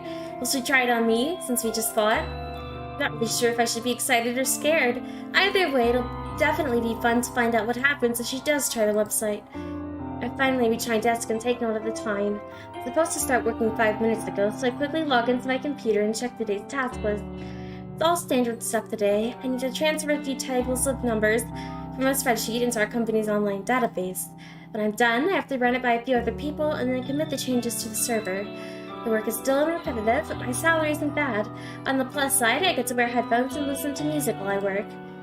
I dip into my handbag and retrieve my headphones, my phone, a can of milk coffee, and a handful of breath mints. I lay them all out on my desk neatly. I slip my headphones on, plug them into my phone, and hit play on my work playlist. Loud symphonic metal lovingly thrashes my ears as I crack open the can of coffee and take a long sip. Okay, let's get started. I love Noriko's style, but her personality, I don't know if I like her personality that much, but I like her style. I return home to my quiet, cramped apartment after work. The place is eerily silent, a stark contrast to the bustling office where I spend my days. Throwing my handbag onto the tiny coffee table, I pick up my laptop and sit on the couch. I lie back and get comfortable, letting the laptop rest on my stomach as it boots up. The welcome screen loads up, and I click a couple of times, open my web browser, and then head to a very specific website saved in my favorites. Oh. Has she used it before? A cute dancing zombie girl is animated at the top of the page, a peculiar irregularity that always makes me giggle. I notice that the page view counter at the bottom of the site is nearly the same as it was yesterday. There have been maybe 4 or 5 new visitors. I know, like, all of these girls so far that are in the game have been, like, Except for Owlie, who is the girl that Emmy met in the mall that told her about their website. But every single one of them has been very, very mean so far. Very cruel. Like, even Emmy, even though she, like, didn't outright hurt anyone, we get to see a lot of her thoughts in the beginning of the prologue, which you guys can watch when the VOD is posted. She has very outspoken thoughts about her coworkers. I heave a sigh. Maybe the website isn't quite that well known after all. That begs the question, how did someone discover it? Never mind that. My eyes scan the website's content. Request of death. The big, bold letters headline the site. The intention couldn't be clearer. Information on the site is sparse. Brief instructions tell the user to fill in the victim's phone number and upload a photo. Aside from that, there's not much else to mention. It doesn't even ask for a name. After scanning the site, I move my mouse to the browser's address bar and click. I type a forward slash after the website's address, and then add the word admin. I hit the enter key. A login page presents itself with empty username and password fields waiting to be filled in. Oh my god, she owns it! She owns the website! No, you guys! Oh my god! I wasn't expecting this! My fingers tap dance on the keyboard, and within moments I'm presented with a brand new page. A blinking slab of text greets me. One new request. A crooked smile cracks my stony expression. Finally, somebody has requested a death. Somebody has asked me, Corpse Girl, to kill a victim. This is where things get exciting. I giggle and feel my cheeks flush red. This is the first request I've had for about a week. I've been logging in every evening, fingers crossed that somebody's elected a new victim for me. Today my wish has come true. I can't help but feel emotional at a time like this. My lower lip trembles and I feel tears welling up. I dab the corners of my eyes gently to avoid smudging my makeup. As I hover my mouse over the cursor over the view request button, a familiar and pleasant tingling sensation surges in my chest, my stomach, my thighs. I shiver with anticipation, my hot and steamy breath beginning to fog up the laptop screen. Okay, so this girl likes stalking people, stealing, bullying people, and killing people. This is terrifying. What is wrong with her? Request details. Today, 2:47 p.m. local time. Victim's phone. Downloading image attachment. The victim's photo automatically loads on my screen. The person in front of me is a total stranger. That's okay, it doesn't change the task set up before me. A woman, rather plain, in her early 30s. She's well dressed with minimal makeup, but she's not really putting her personality on display. A nice photo, better quality than some of the images I've received in the past. In fact, the photo looks like a corporate ID picture. I wonder if it was downloaded from a company database or website. Well, the source of the photo doesn't matter. The simple fact of the matter is that somebody has made a request for this person to die. It falls to me to fulfill that quest, and as Corpse Girl, I take requests very, very seriously. I have the victim's photo, and I have her phone number.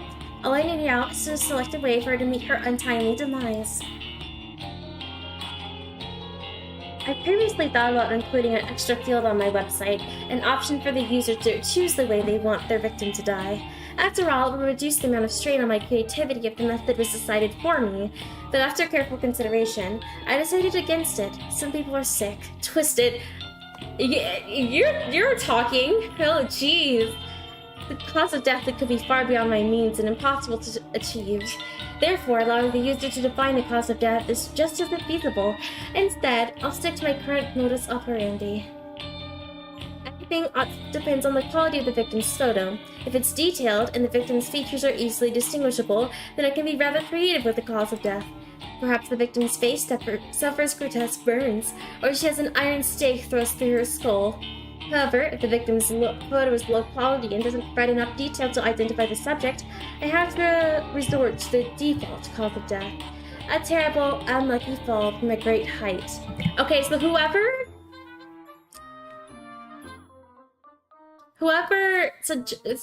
requested Emmy's death must have submitted a low-quality photo then.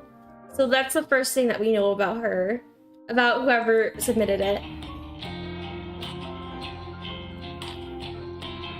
Maybe she slips, or maybe someone stumbles into her and sends her tumbling over a rail. The end result will be the same, a swift, crushing death from on high.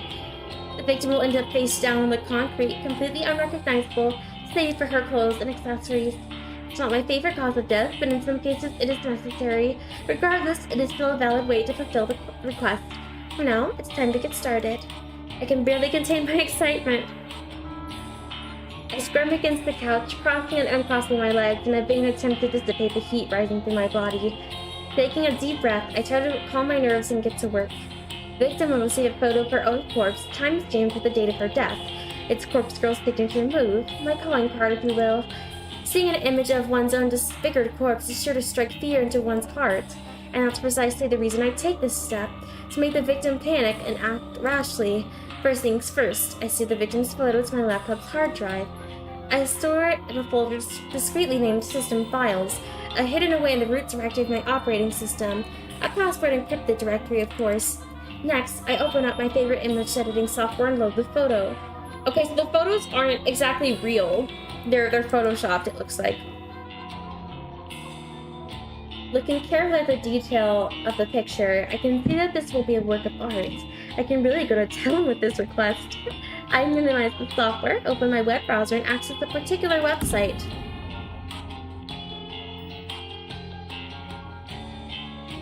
The database of the deceased, the DD as it's known on the dark web. My secret weapon, the ultimate resource for my work. The DD is a collection of countless high-resolution photographs of dead bodies. Oh jeez.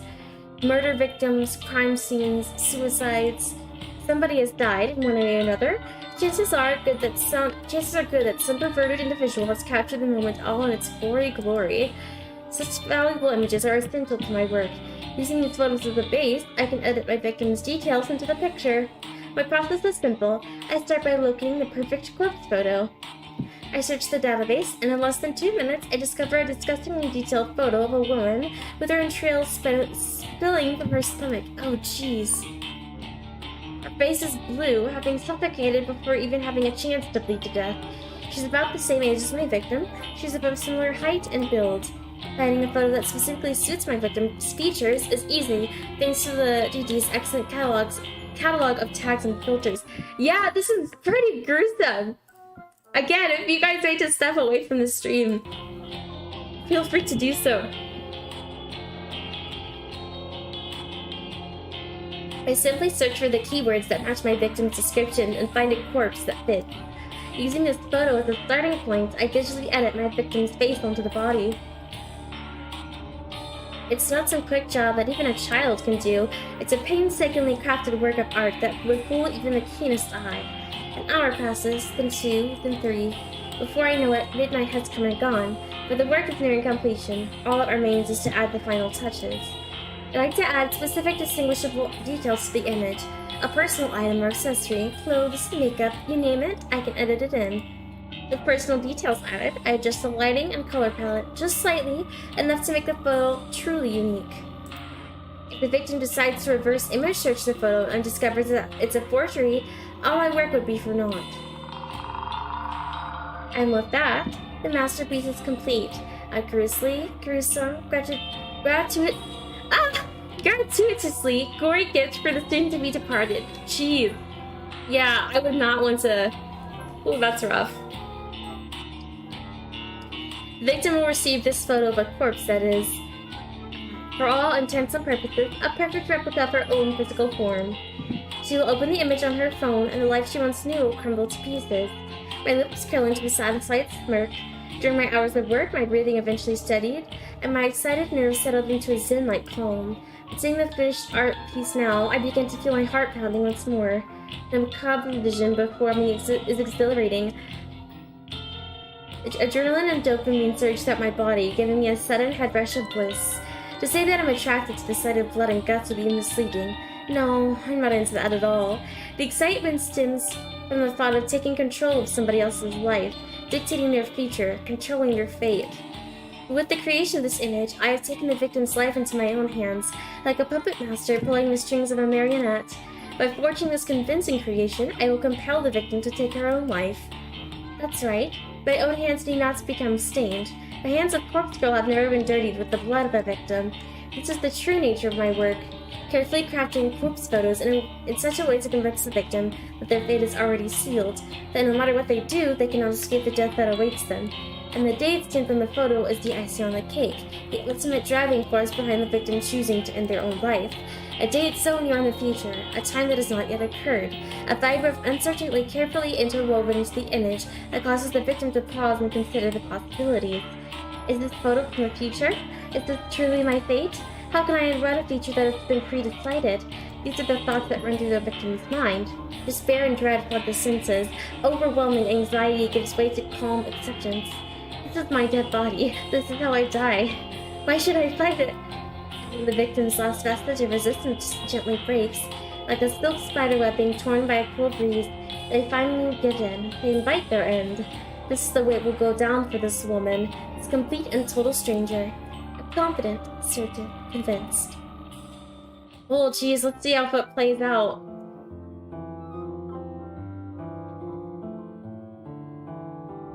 It was a sudden spark of inspiration that guided me to begin fabricating corpse photos about a year ago. I can never quite recall exactly what it was that spawned the idea. Sometimes I get close to remembering, but the recollection dances at the edge of my mind and slips back into darkness. Regardless, I ventured down a dark and dangerous path. I built Corpse Girl's website and invited strangers to request the deaths of people they knew. It was a sales tactic, simply a way to encourage users to submit images. I had no intention or means of ending lives. Little did I know of the true power I wielded. I only intended to create corpse photos and send them to people for fun. I wanted to startle and scare some unsuspecting fools. It would be a lie to claim that I didn't get off on it. The thought of people shrieking in fear at the sight of their own corpse was more than delicious. It sated my budding lust. It filled a dark hole in the depths of my soul and gave me purpose. Never in a million years did I dream that one of my corpse photos would result in the death of another human being. I'll never forget her name. Ruri Hatano. 20-something, slim, gorgeous, eyes that took my breath away the moment I gazed upon her portrait. She was the first person to make me feel bad about crafting hoax photos. The only person to make me feel bad about it. But I did it anyway.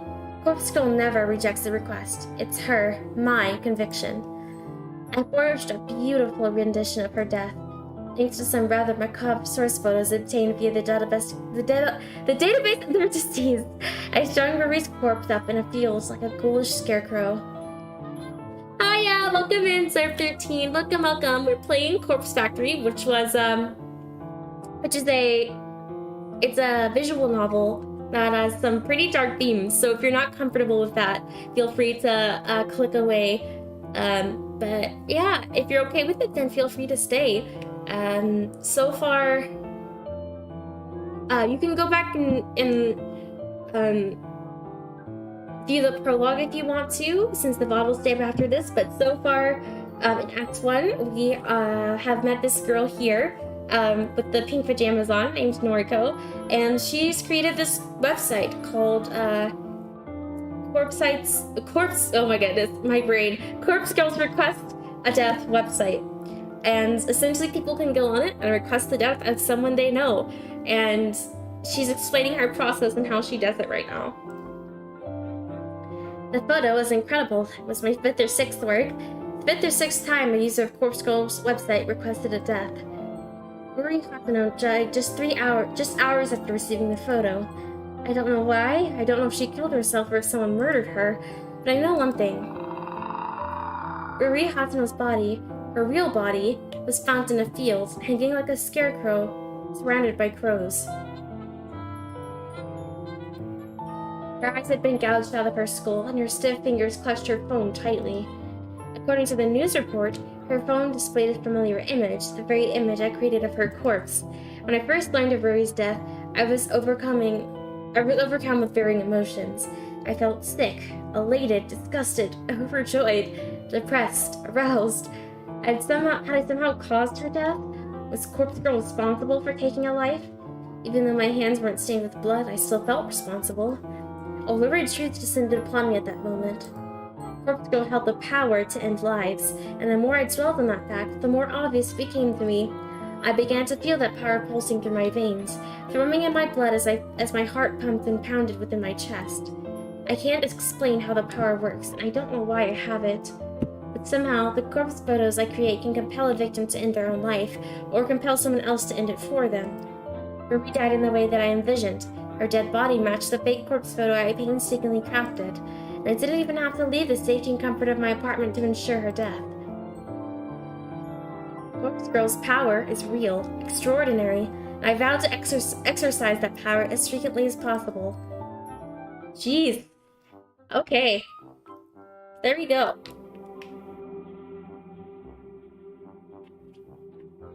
Ruby Hatano died last year. Since then, I've been chasing that rush, that thrill that comes with snuffing out a soul. It wasn't hard to grow the popularity of Corpse Girl's website after that incident. Particularly dark corners of the internet gobbled up the news with enthusiasm, and the site saw an influx of new visitors. And, on a few occasions, I've even overheard people in the real world whispering about the mysterious website that lets you request a death. I've crafted corpse photos for dozens of requests. Each photo is more convincing and realistic than the last, thanks to my ever-evolving skills. Maybe it was just, yeah, maybe it could, that's possible. Some attempts have been successful. Not a single person has dropped dead since Rory Hatano. I'm beginning to wonder if Corpse Girl's power has fizzled out. Or perhaps I never had any power to begin with. Maybe Marie's death was simply a fluke, a morbid coincidence. I've spent countless hours doubting myself, doubting Corpse Girl. I've tried so hard to replicate that one success. Every time I receive a request, I do the same thing as I did in Rory Hatano's case. I edit the photo of the victim, I create a convincing corpse photo, and I timestamp it with the time of death. I send the photo to the victim, and then I leave the rest up to fate. But nothing ever comes of it. I'm not so delusional to think that, in normal circumstances, a simple photo will be enough to convince someone to kill themselves. And even if that photo fell into someone else's hands, it wouldn't inspire them to go out and kill the victim. Of course not. However, these are no ordinary circumstances. I once activated a power beyond the ken of mortal men. It caused Rory Hatano to die by her own hand or by the hand of another. I need to find a way to manifest my power once more, to prove that I, Corpse Girl, have the power of death and destruction at my fingertips. Once a new victim perishes, I know it will pave the way to more and more deaths. My website will gain popularity and become more than just an urban myth. People will live their lives in fear, if ever wondering if Corpse Girl is lurking behind the next text message they receive. Yes, I can see the future I crave so clearly in my mind. I'm close to achieving my goal. I know I am. And when my dream comes true, I can finally... Interesting.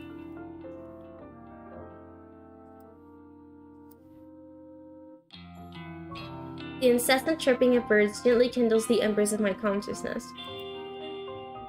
My heavy eyelids open to find my body contorted before me. Legs splayed across the couch in the most uncomfortable position I can imagine. I groan and twist my torso, letting my spine pop and crack until the aches in my body drift away. I need to stop falling asleep on the couch. It's still young, but I can't handle a night away from my comfortable bed. I fell upon my open laptop, lying on its side on the floor. The screen is blank, the battery drained. I briefly panic, hoping against hope that I saved my work before falling asleep. I stumble to my feet and pick up the laptop, then charge toward the power outlet. I plug in and boot up, revitalizing the mechanical piece and feeling a whiff of relief as the whirring of the internal fan signified the breath of life. The screen flickers and bathes my eyes in harsh light. My eyes squint against my will, and I make out the image before me. Last thing I saw was two normal girls talking about work. What's all this power and death thingy? So, we finished the prologue, and Emmy died. She received, after she went home, she submitted a form for Kurosawa's death on Corpse Girl's website. And the next day, in the morning, she got a photo from Corpse Girl of her own body instead, and she died shortly afterward. And now this is, it was the character we were playing from the perspective of. Emmy, she died, yeah. And so this is from the perspective of Kurosawa herself, who it's revealed now that she is Corpse Girl, and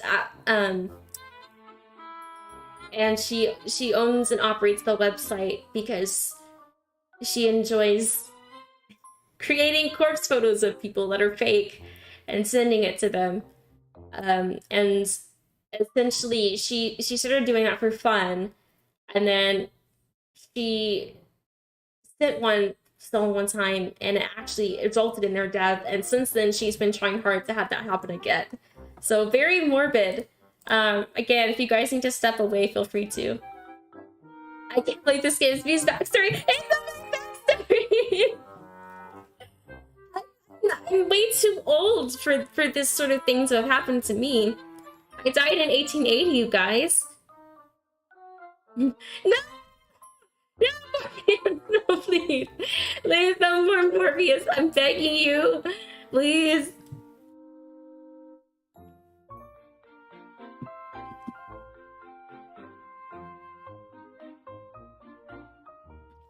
Sorry, I was drinking water.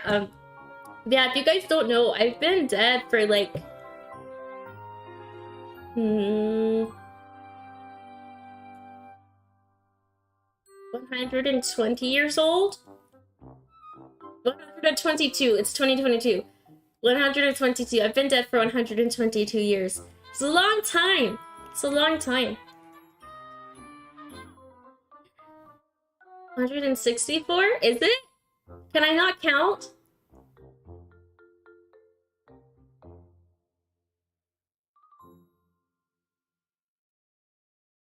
Oh, I think that's 144. I don't know, you guys. How'd you die? Vampire Hunter? I don't quite remember how I died, actually. Sometimes I get, like, bits and pieces of my memory back from that time, that, like, moment, but I don't remember entirely what happened. It's quite interesting. I don't know, I think you put that on the Switch Sport game. Oh, it wouldn't let me put anything higher than 100, so I put 99. But, no more being in chat! No more being! No more being!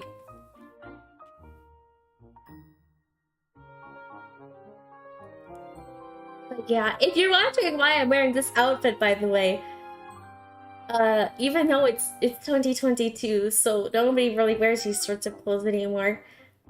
This is the outfit I died in, but I was able to get it nice and dry clean, so it's all nice now. I feel most comfortable in the clothes that I was like growing up in, and you know, like the style of clothes I grew up in.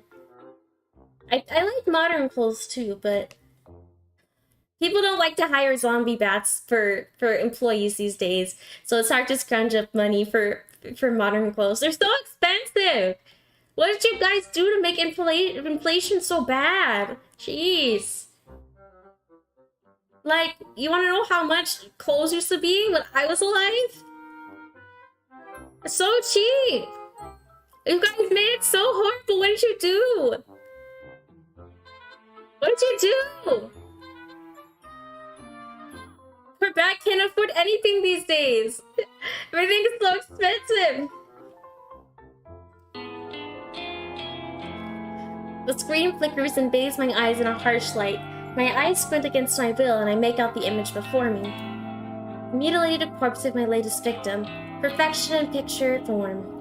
The timestamp in the lower corner reads May 27, 11:07 a.m. Tomorrow's date. The photo is ready to be sent out. If I send it now, the victim will receive it immediately, notice the date, and realize that her death is imminent. It's time to set the wheels of demise in motion. Leaving my laptop at the outlet, I quickly dart into the kitchen. Well, to call it a kitchen is misleading. It's simply a tiled area connected to my living space, with a small refrigerator, microwave oven, and a single hot plate. A small stack of drawers is nestled next to the fridge, and I pull open the second drawer from the top. Plunging my hand inside is always an odd sensation. My fingers get buried underneath a dozen cheap plastic flip phones. I grasp one of the phones between my thumb and forefinger and remove it from the drawer. So that's how she sends it out. Sends the photos out. She uses old flip phones.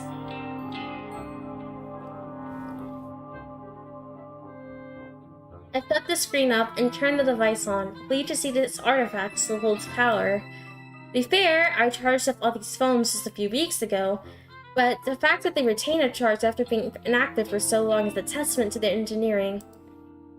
And in any shady line of work, these kinds of phones are referred to as burners, cheap disposable devices that are discarded as soon as their purpose is fulfilled. I acquired them by rather unsavory means, but that's neither here nor there. I use these phones to send out the photos I make. By doing this, I avoid using my personal phone and thus prevent anything from being traced back to me. When a photo has been sent, I keep the burner phone for 24 hours, just in case the victim sends a reply. I know I'd get a good laugh out of that. Of course, I didn't keep the phone on my person. I stored it in an old shed out the back of my apartment building. When 24 hours have passed, I remove the phone's SIM card, snap it in half, and discard it with the combustible trash. The phone itself gets smashed and trashed in the dumpsters outside a convenience store. I also delete the photos off of my hard drive and clear my internet history. Obviously, I don't even use my own internet connection at home, at least off of my gullible neighbor's Wi-Fi.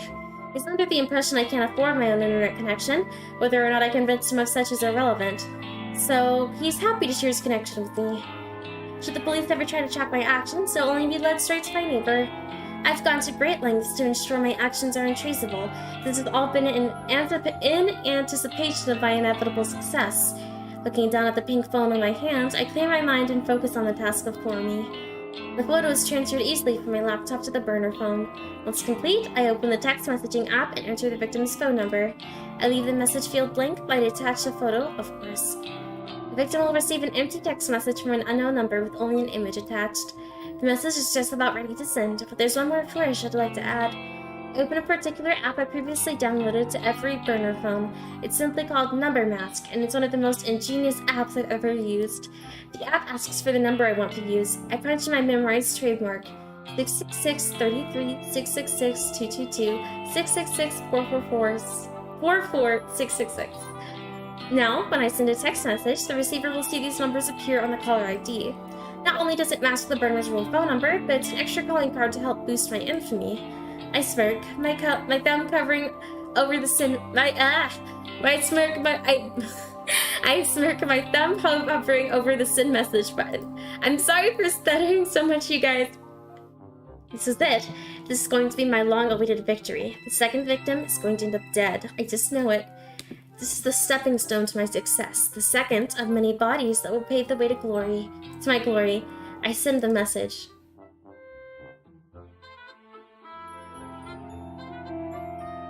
I arrive at work on time, just as usual. My handbag is heavy with the weight of several cans of coffee, healthily enough to help me power through the day after having had such a late night. I can't help but yawn loudly as I wait for the elevator in the lobby. Just before the elevator doors open, my phone starts to ring. I step aside and answer the call. Hey. Hi, Noriko. Good morning. Did I call at a bad time? Oh, so she knows her?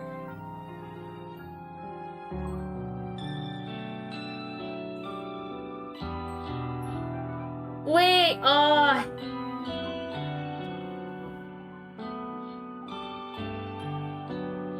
that's so, no.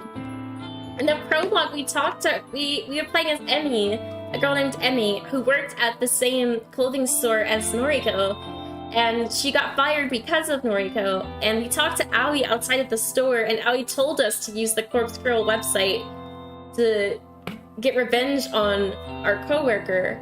So... Not at all. I'm just about to go into the office. Oh, should I call back later? Thank you. I'm drinking water now. It's no problem. Don't stress. Okay, sorry.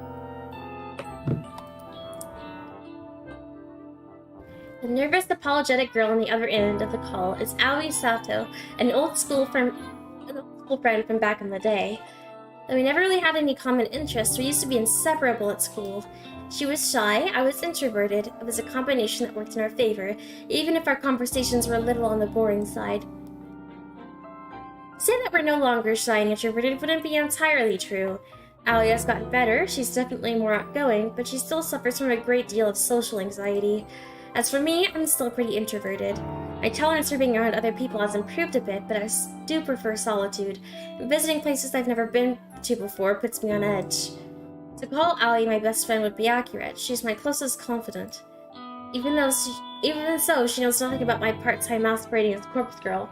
No one does, and I plan to keep it that way. So, Aoi, what did you want to talk about? Oh, well, you see, that guy at work is still bothering me, and I wanted to see if you had any more advice for me. Ah, jeez. The older guy that always hits on you? Yeah. What a creep. You're 19, for God's sake. He must be, what, 50? I think he's 52. You know his actual age? Well, whatever. If he's still bothering you, you have to take a stand. He's not your coworker, right? Just a regular customer? That's right. Then tell your manager. Have him banned from the venue. I can't talk to the manager. I don't want to cause trouble for the company. Jeez, girl. Sometimes you need to stand on your own 2 feet. I know. Well, if talking to the manager is out of the question, then you need to be firm with the creep. Tell him you won't stand for being groped anymore. His behavior is simply unacceptable, and if he won't change, you won't serve him anymore. He's scary, Noriko. Is she gonna kill him and start vigilanting? I don't know. This will be interesting to see, though. He's always drunk. Even before he comes into the place, I try not to serve him too much. Because, the day that Emmy died was after the day that we're seeing this piece from Noriko's perspective. I think Emmy died June 13th, which is today, but, she died June 13th, and this is May 27, I believe, or May 26. So Emmy's death that was caused by the Corpse Girl website came after this. So I don't know if she started vigilanting, but we'll see. Are you sure you can't quit that stupid job? Working at a maid cafe really doesn't suit you at all. I thought you wanted a government position. I do. I want to work in a cozy office, kind of like you, but you know I don't have any qualification. Why don't I see if there's anything open here? Maybe Shinya can help out. He got me this job, remember? Shinya? Maybe. He was always a nice guy, right? He's super nice. Stick in the mud, but a nice one. Noriko, don't be mean. Yeah. You want me to ask? Yes, please. If it's no trouble. It's no trouble. I'll talk to Shinya. Then maybe you can quit that crappy job and come work with me. Oh, that really does sound wonderful. Thank you, Noriko. I'd be so lost without you. Don't be silly. You're amazing. They have a really adorable relationship, but I'm honestly suspicious of Noriko. Thank you. I end the call and heave a sigh, having to go and ask Shinya about a job that is actually a pain in the ass, but I'd never admit that to Aoi. Oh no, wait. I want to help the poor girl, I really do. I do nearly anything for her. The elevator arrives at the lobby, and I step inside as soon as the doors open. Let's see what happens, you guys. I'm really excited to figure it out. Kurosawa. Just to see what occurs. Like if she gets the job or not. Good morning.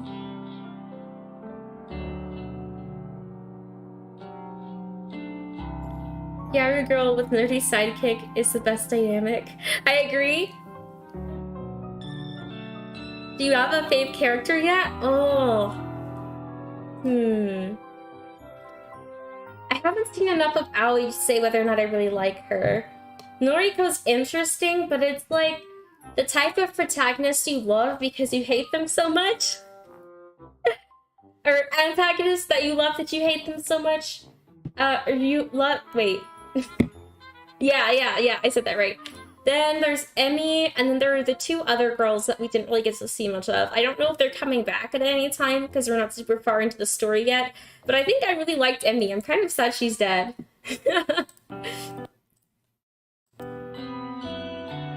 Shinya takes me by surprise as I exit the elevator. Have you been waiting for me here? I wanted to catch you before we sit down to work. I sent you another friend request. Can you make sure you got it this time? Oh god, please don't tell me she's gonna kill him. He doesn't deserve it. Oh, yeah, okay. What am I supposed to do when he puts you on the spot like this? I try not to groan as I get my phone out and open up noise. It's impossible to hide my screen from Shinya's piercing gaze. Well, what do you know? I have a new friend request. Oh, great. It worked this time. Go ahead and accept it, please. Yeah, sure thing. I instantly accept the request. A little fireworks animation pops up on the screen with a celebratory message about making a new friend. Yay! Looks like we're officially friends now. So, can I call you Noriko from now on? I've never cared much for formalities. I try to adhere to them in the workplace, but honestly, I don't care if people refer to me by my first or last name, regardless of whether they're friends or not. Please accept my friend request. What do you mean friend request? We're all friends here already! Each and every one of you is my friend. I care about you guys. You guys are awesome. Thank you. Thank you for supporting me. If you support me, we're automatically friends. Because I care about you and you care about me. That's fine. You can call me Noriko. Shinya's eyes light up. That seems to have made the boy happy. Thank you! Oh, you can call me Shinya, of course. Shinya. Hey, we've known each other since junior high, right? Shouldn't we have been on a first-name basis anyway? Yes, that's true, but we're in the office now, you know? It wouldn't do if you started working here and called me Shinya right away. I suppose. Anyway, I'm really glad we're proper friends now, Noriko. Maybe we can get a coffee sometime. I can't help but feel he's trying to push his luck as far as it will go. Any suspicions I had about him having a crush on me are now confirmed. I brush a stray lock of hair out of my face and smile as sweetly as I can while I change the subject. Hey, actually, I wanted to ask you something. Are there any more temp jobs available here right now? Temp jobs, huh? Are you looking to pick up extra hours? No, not exactly. I'm asking for a friend who needs a new job. Friend of Noriko's. Well, let's see. We pretty much always have data entry roles up for grabs. Unless your friend wants something more interesting? Do they have any particular qualifications? Not really. Data entry is more than fine. Actually, you already know I have who to I'm go now. talking about. Bye, Remember buddy. I hope Sato? you had fun watching, and I hope you have an amazing time wherever you're going. Have a lovely rest of your day or night. Bye bye. Okay, yay! I'm glad you guys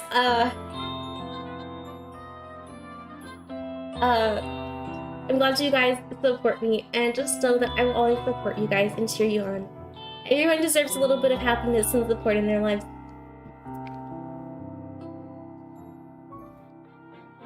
Aoi Sato. Yes, I think I do remember her. That really shy girl from our school days, correct? That's her, yeah. Wow. I never knew you were still in touch with school friends, Noriko. Aoi's probably the only one. We're fairly close. Is that so? As for me, I don't really have any friends from back Yeah, then. Noriko looks cool. It's interesting though because she looks different now than what she did in the prologue. In the prologue, she didn't have that red highlight in her hair, and her eyes were blue and set, and she was also wearing a white headband. So I wonder why she changed her appearance. Shinya's heartbreaking confession isn't surprising too much. He doesn't strike me as the type of person to have many friends at all. Sure, I'm the same, but...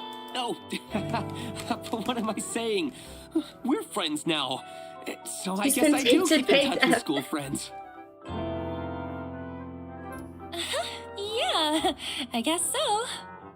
Hey, I'll ask my superior if we can get Sato an interview. Is that okay? I'd really appreciate that. Thank you, Shinya. No problem. Leave it to me. He gives me an awkward salute before skipping away. Our little exchange has obviously made him pretty happy. For some reason, something that Tomoe Watanabe said yesterday pops into my head. She mentioned that I'm leading Shinya on, but that's not true, is it? I shake the thought out of my head. I'm just being nice to him. That's not wrong, is it? I take a seat at my desk and perform my morning ritual. From my handbag, I retrieve my headphones, coffee, and breath mints. Computer on, music playing, coffee open. My fingers tap rhythmically against the keyboard, and I slip into the usual workday trance.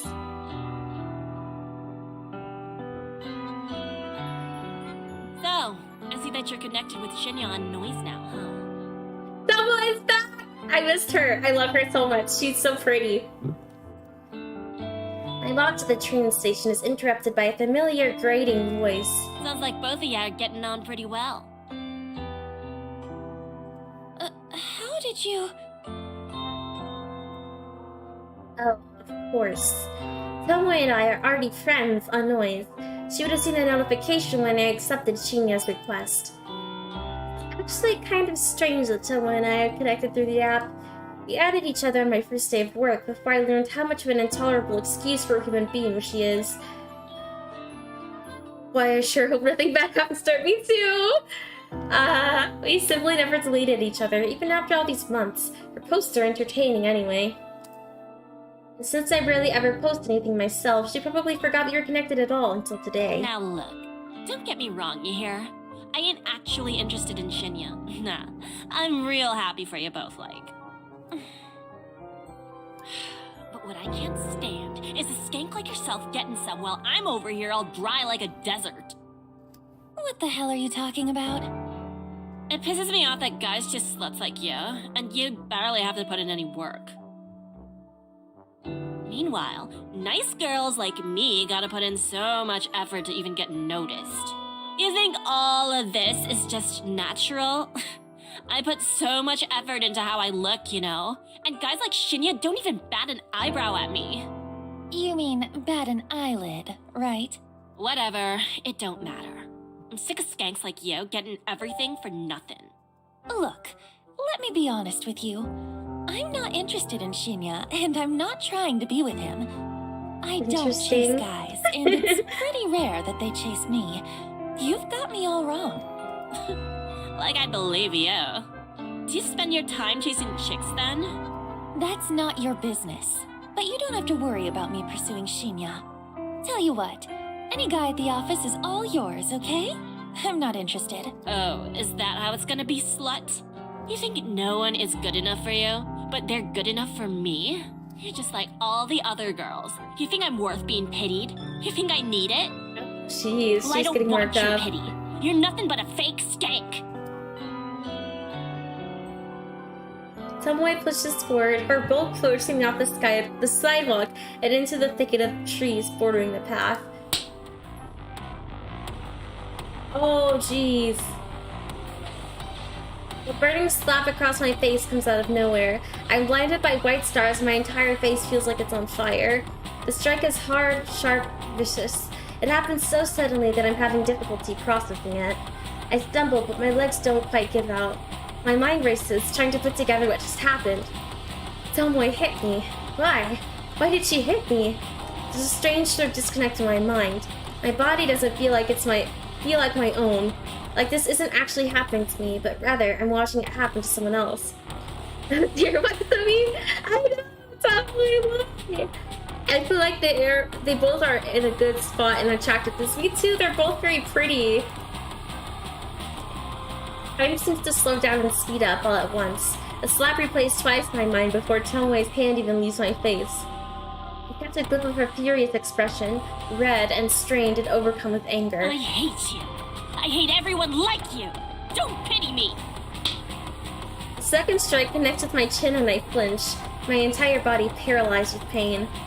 She hit me again? Stop! I hate you. I hate you!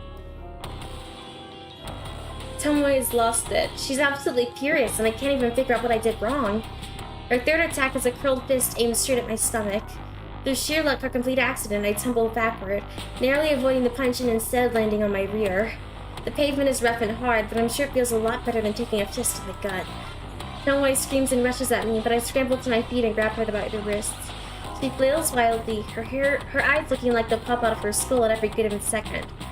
My breathing is harsh and ragged, and tears of rage have caused a flood of clotted makeup to run down her face. Calm down! Calm down! She struggles against me, slowly giving in as my tight grip prevents her from attacking me further. She begins to sob softly. I hate you! I hate everything about you! Well, that was an interesting fiasco.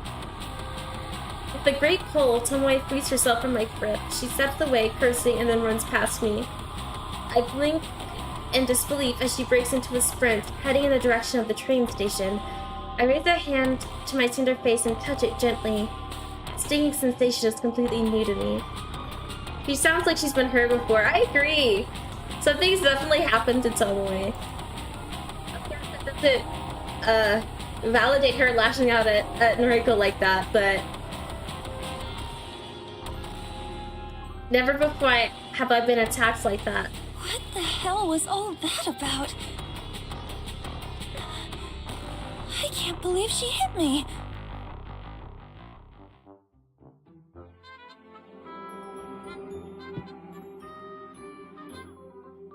A pack of frozen vegetables pressed against my face soothes my swollen jaw, but does very little to calm my nerves. Still on edge after what happened today.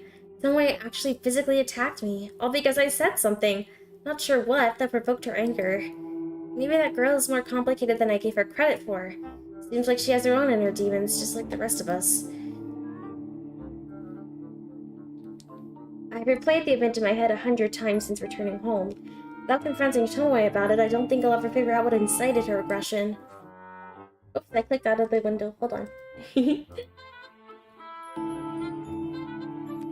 Well, I don't plan on talking to her about it anytime soon. I wouldn't say I'm scared of her, but I don't exactly want to encourage a repeat performance. I rest the bag of frozen vegetables on the small coffee table next to me. I think I've done all I can to reduce the painful swelling for now. Sighing and leaning back, I let the soft padding on the couch consume my body as I sink deeper. My eyes glaze over as I bring my phone to my face. My fingers lazily tap and scroll as I look through a carefully curated obituary news feed, a list of deaths that have been reported throughout the day. Using a set of handy filters, I narrow the feed down to include only women's deaths in the age range of 30 to 50. I set the location to cover all of Japan. I immediately exclude any results that mention natural causes of death. I'm looking for specific cases, suicides, or, as is more often reported, accidents. Of course, I'm looking to find out whether my latest victim has offed herself yet. Should the search string return no results, then it's pretty easy to look up recent murders. They're few and far between. Between suicides, accidents, and murders, I covered all the potential ways my victim could die. 9 out of 10, the search results include a photograph of the deceased, not a photo of their corpse, mind you. This isn't the database of the deceased I'm looking through. Rather, it's usually a nice, flattering picture of the recently departed, submitted by their kin to go along with their obituary. I use the photos submitted with the obituaries to compare and match with the images of my victims. This is the only reliable way I have to discover whether or not my victims have perished. If I knew a victim's name, I could easily look at their current fate, but my website doesn't ask for that information. Call it respect for the victim's privacy, but there's a lot more to it than that. But that's a topic to dwell on another day.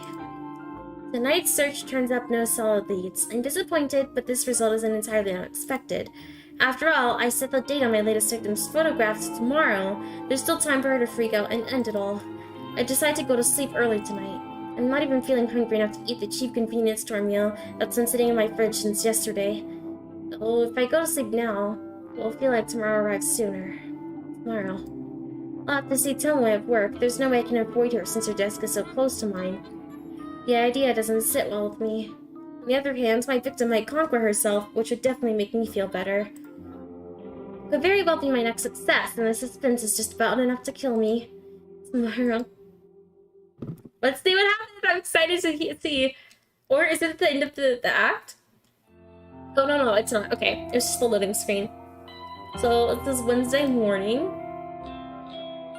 Typing is hesitant and distracted this morning. My fingers falter and misstep and backspace repetitively. This is no good. I can't focus on work while I'm staring at the top of Tomoe's head, popping up from behind a monitor a few desks away. Even my work pose isn't inspiring me to pulverize the keyboard today. Normally, a blast of pure volume and a shot of caffeine is enough to carry me to the greatest heights of productivity.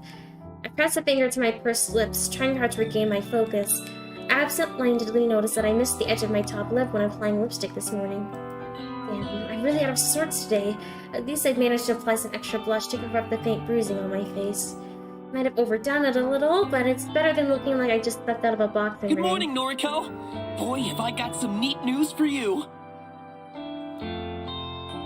So absorbed in my own thoughts that I barely register Shinya standing in front of my desk. Noriko? Excuse me? Noriko? Are you in there? Huh? My eyes fixate on Shinya's goofy smile. I quickly remove my headphones. Fujikawa, Shinya. Sorry. Hi. Are you okay? Yeah, I'm fine. Tired is all. Oh, I hear you.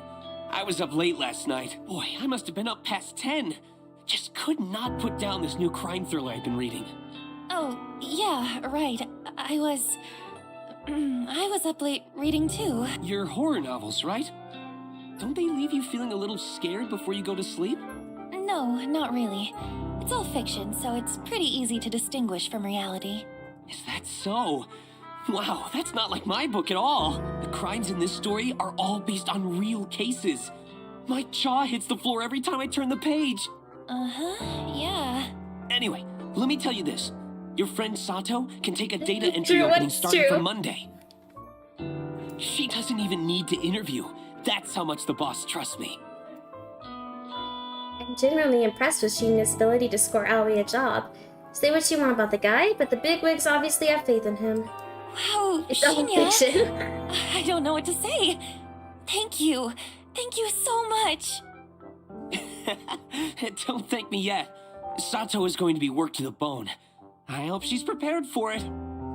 Trust me, anything will be better than her current job. Really, thank you, Shinya. You came through for us here. Well, I'm just happy to help. Hey, Noriko, can I ask you something? Sure, shoot. Shoot! Oh, right. An expression. Sorry, I just remembered this case in the novel I'm reading, where a police officer shoots at a perp only to... Hey, you, wanted to ask me something? Right. Are you friends with Watanabe? Tomoe? You're on a first-name basis with her. Then you must be great friends. I mean, I wouldn't say... Listen, would you mind putting in a good word for me with her? I'm kind of interested Oh my in god! taking her out sometime. But I could never ask her myself. Well, that's the turn of events. That's so hilarious how Noriko thought Shinya liked her, and Toei was mad that Shinya didn't like her, but now Shinya liked her. I'm stunned, gobsmacked, speechless. Shinya likes Toei? I thought he likes me. Is my intuition wrong? What if the clues have been in front of me this whole time? What else haven't I been seeing? Noriko? What do you say? Shinya, look. Honestly, I'm not really friends with Tomoe. I don't think I can help you. Oh, I see. That's a shame. I thought maybe you were close. Darn. I guess there's not much to be done, is there? He's seriously trying to guilt me? I have to hand it to them. I didn't think he had it in him. I suppose you can just tell Sato to start work on Monday morning. Guess I'll see you around the office then. Shinya leaves and I bury my face in my hands. Is this world gone mad all of a sudden? Shinya likes Tomoe, not me.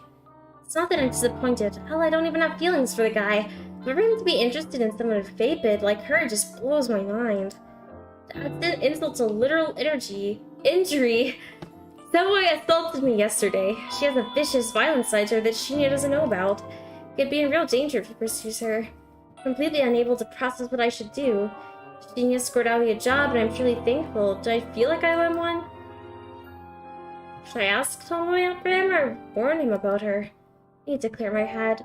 I decide to step away from my desk and visit the restroom.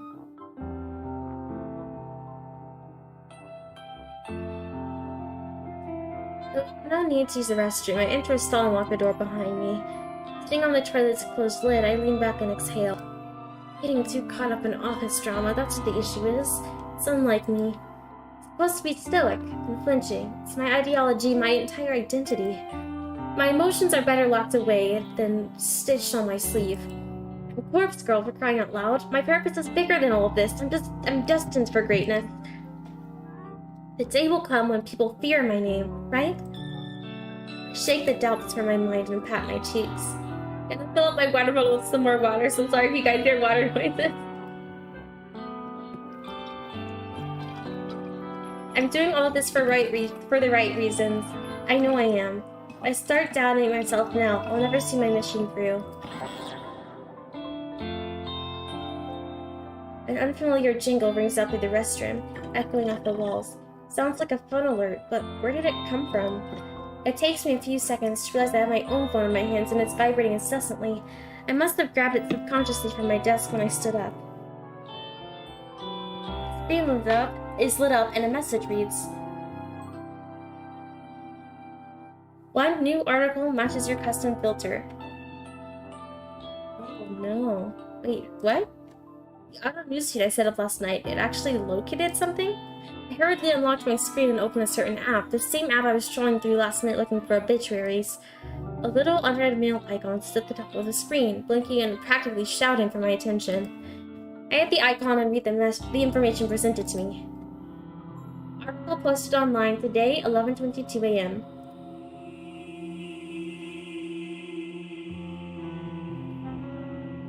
Keywords found 3. This accident, numerical data range 30 to 50. Image data found, yes. Wednesday, May 27. Miss Akane Tsurumaki, 36, of Chiba Prefecture, was pronounced dead this morning at her personal residence, 8:38 a.m. The chief coroner reports that Miss Tsurumaki was involved in an accident resulting in self-asphyxiation. Miss Tsurumaki is survived by her husband, Mr. Goro Tsurumaki, 42, and their daughter, Miss Fu Tsurumaki, 1. A funeral service will be held on Friday, May 29.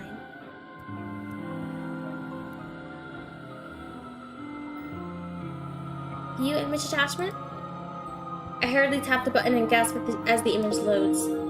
Oh, she really got her. Oh no. It's her, the photo. It's unmistakably the same woman. Plain features, a little makeup, no signs of a personality.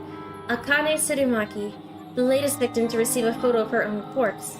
My breathing stops all of a sudden. I'm gasping for air, my cheeks on fire, my fingers numb. I did it. My meticulously crafted photo caused this woman to end her own life. An accident resulting in self-asphyxiation, meaning she died by suicide, strangled herself or held her head down in the bath. The news never reports anything as suicide.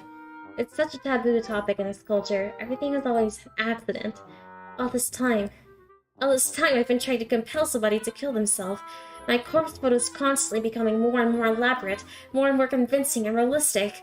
And now somebody has died again because of me. Because of Corpse Girl.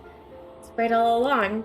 I do possess power. I have the power to end lives through my work, my art. I've known it all this time and I've finally proven it. Marie Hatano's death planted the seeds of belief in my mind, the belief that Corpse Girl is more than a mortal being. And now, Akane Tsurumaki's demise has caused those seeds to bloom and blossom into pure certainty. Corpse Girl truly can end lives. It's a wonderful revelation and it relieves my turbulent mind. However, I can't get my fingers to scroll back up to reread the obituary. Hello, welcome in, Piggy! We are playing a game called Corpse Factory. It is a visual novel that is about a girl named Noriko and her victims. Noriko owns a website called Corpse Girls Request the Death, where people can submit a form to request the death of another person. It does have some pretty dark themes, so if you're not comfortable with that, please feel free to step away at any time you would like to. And yeah, thank you for coming. Welcome in.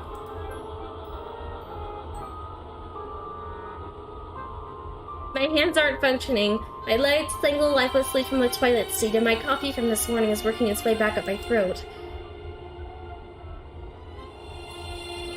I feel the sting of tears in my eyes. Sweat trickles on my forehead, dripping down my uncharacteristically thick makeup. All of a sudden, I can't breathe. My lungs refuse to take in any more oxygen. I panic and fall forward, miraculously slamming my hands into the stall door to prevent my head from colliding with the floor. Oh, ew. Jeez, girl.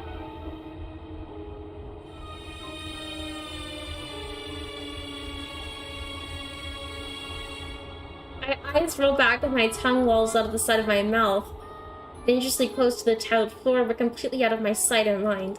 I taste foundation and blush, a little bit of sweat, and then nothing at all, as the still air envelops my taste buds. My photo killed that woman. That woman killed herself because of my photo. My photo killed that woman. That woman killed herself because of my photo.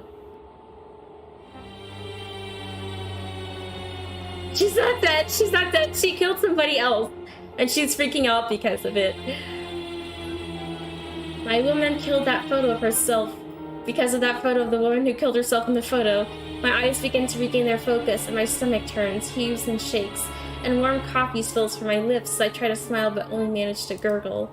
The gritty paint underneath my fingernails has a rough texture that I don't like very much. I feel queasy and ecstatic at the same time. It's a horribly wonderful feeling that I could do without.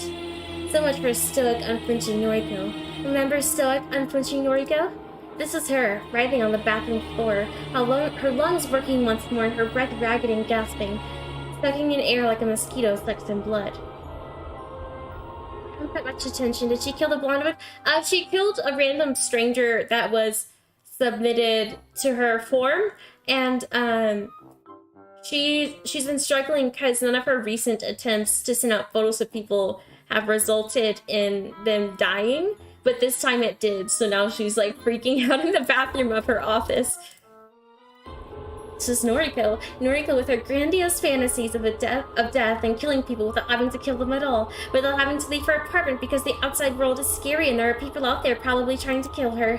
This is Noriko. Me. The real me. Acting tough and fearless when I'm crying on the inside. Always sad, always miserable. Always lying on the bathroom floor with my fist clenched, my phone resting in a puddle. My life slowly spiraling out of control. This is me. I did this. I killed that woman. She had a husband and a daughter, and some random person requested that I kill her, so I did. She probably didn't do anything wrong. She looked boring. She must have just rubbed somebody the wrong way. Maybe she didn't even know what she did. Just like how I rubbed Tomoe the wrong way, and I don't know what I did. But Tomoe slapped me twice, hard, and it hurt. And it must have hurt that woman too when she strangled herself and killed herself. Oh yeah. Yeah, she did die. I feel like I've heard this story before. The only good way the twist would be good is if it's all in her head and she's this crazy. What do you mean?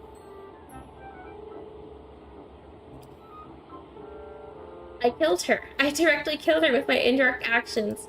She's dead now, and I'm alive. I'm still here, lying on the bathroom floor on the 14th story of Shinjuku's Temujin office building, and I have paint underneath my fingernails, and Aoi's going to start work here on Monday. But I did it. I killed her. Finally, after countless months of pretense, of false starts, of failures and disappointments, I killed somebody again. Corpse Girl strikes for the second time. And above all else, above this grime and muck on the floor, and tingling feeling underneath my fingernails. Above all of that, this feels good. This feels so good. Blood has returned to my legs, the pins and needles have faded, my toes covered beneath my stockings and shoes, and an electrical charge pulses down my thighs and dissipates through my feet. I managed to plant two hands firmly on the tiles and push myself up onto my wobbly knees. I suck in air and breathe all of it back out almost at once. I feel dizzy and a bizarre warmth is welling up inside my stomach and chest. I managed to steady myself enough to sit back up. Yeah, it does, but it's like more evil because Tomoe just does this for fun and nothing else. Unless I'm remembering Death Note incorrectly, I haven't watched it in quite some time.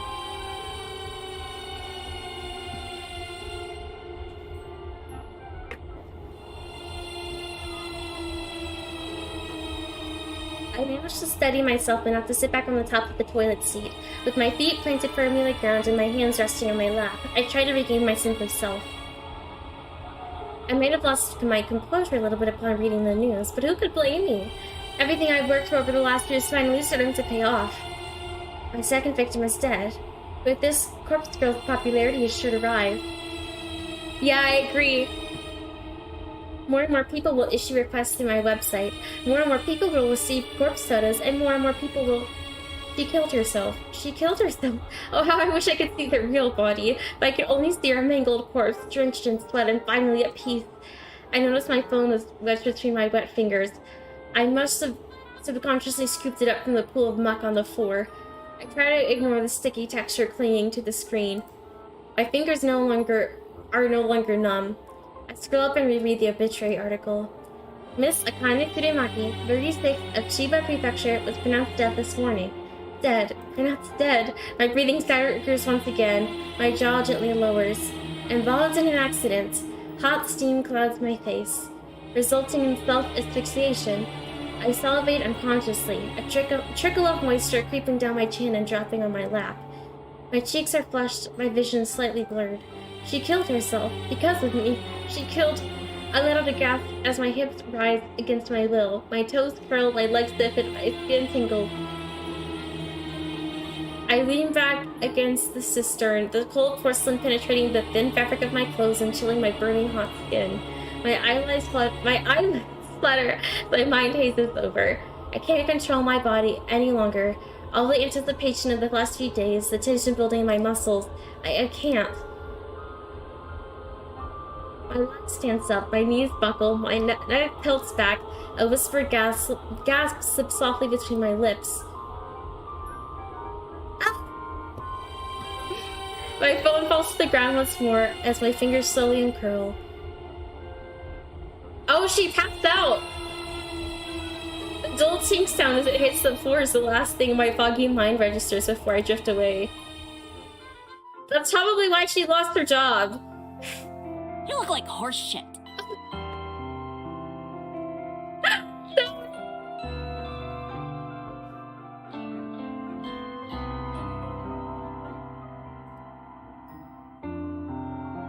Some voice brazen drawl snaps me out of my dead-eyed Looks stare. like you've been sleeping in the sewer. It suits you. I don't know what she's talking about. I can't really focus on what she's saying. I realize I've been staring at my computer screen for about 20 minutes, rarely blinking. My mouth is dry, so I've stopped producing saliva altogether. A dull throb in my lap causes me to cross one leg over the other in an attempt to get comfortable. You know, I'm talking here. It's rude to ignore your superior. I swallow in an attempt to moisten my parched throat before speaking in a cracked voice. Do you need something? Thought you should know that Shinya and I are gonna hit the town on Friday night. Turns out he's fancied me for a while now. Bye-bye, Piggy! Thank you for coming. I appreciate you being here. In the end, seems like the better gal won, don't you think? Seems that way. Is that all? I can tell Tomoe is trying to get under my skin, but I'm honestly not in the mood to deal with it right now. I thought you'd be more torn up about it. I don't care in the slightest. Why don't you go sit back at your desk? Whatever. Hey, maybe I'll meet you after work again. Why? So you can attack me again? Keep your voice down, psycho. Stuff like that's between me and you. You assaulted me. I should report you to the police. Don't you dare! Lost for words, Tomoe turns tail and walks away. I sigh, leaning back in my office chair. Why do I feel so exhausted? My mind flickers, piecing together fragments of my memory from the bathroom a short while ago. That's right, I let myself get carried away in the exhilaration of my success. I temporarily stepped away from my own body and let my basest instincts take over. But I'm in control now. I'm myself again. I'm Noriko, stoic and unflinching. I'm a corpse girl, successful and feared. I can kill people as easily as I can manipulate a photo. People like Tomoe should be scared of me. People like Tomoe shouldn't mess with me. I'm in control now.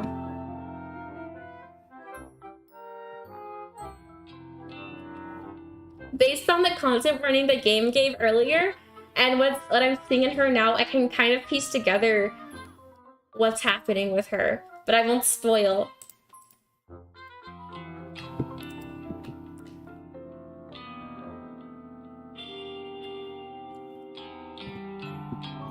I wish I'd moved into a building with an elevator, but I simply couldn't afford to when I first moved out on my own last year. These old apartment buildings creak and groan when you ascend the stairs. On top of that, you can hear the bustling of the people within their tiny homes as you progress up each floor. There's always a slight whiff of mold or mildew whenever I ascend the stairs. I want to chalk it up to the fact the building is so old, but it is possible some of the residents here don't keep their apartments very clean. At the very least, this neighborhood is decent. I feel safe in my home, even if it is small and cramped.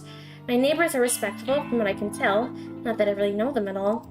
In fact, the only neighbors I have regular contact with are the very same ones I leech Wi-Fi from. Some middle-aged divorced guy named Kenji, who lives on the floor below me, and his daughter Momo. Kenji's a decent enough guy. He works overnight, which unfortunately means Momo is left home alone a lot in the evenings. Momo's a sweet girl, perhaps 6 or 7 years old. Occasionally, I hear her singing Drift Up into my apartment, but it doesn't bother me too much. She's just a kid. It's the very same Kenji and Momo that I bump into when I'm climbing the stairs this evening. Oh, good evening. Aw, Momo's adorable. Hello. I love the cap. I can't tell if it's in overalls or something, but it's so cute. We're just on our way to get some adorable. dinner. Isn't that right, Momo? And Kenji seems very sweet. Yes. That sounds nice. I hope you have a good meal. Thank you. Say, are you feeling okay? You look like you've been in some trouble. There's dirt or something all over that side of your face. I tilt my head and reach a hand to my cheek.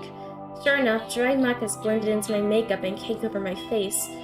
It seems like my eyeliner is smeared as well. Yeah, this is Kenji and Momo. They're her neighbors, so she doesn't want to get caught.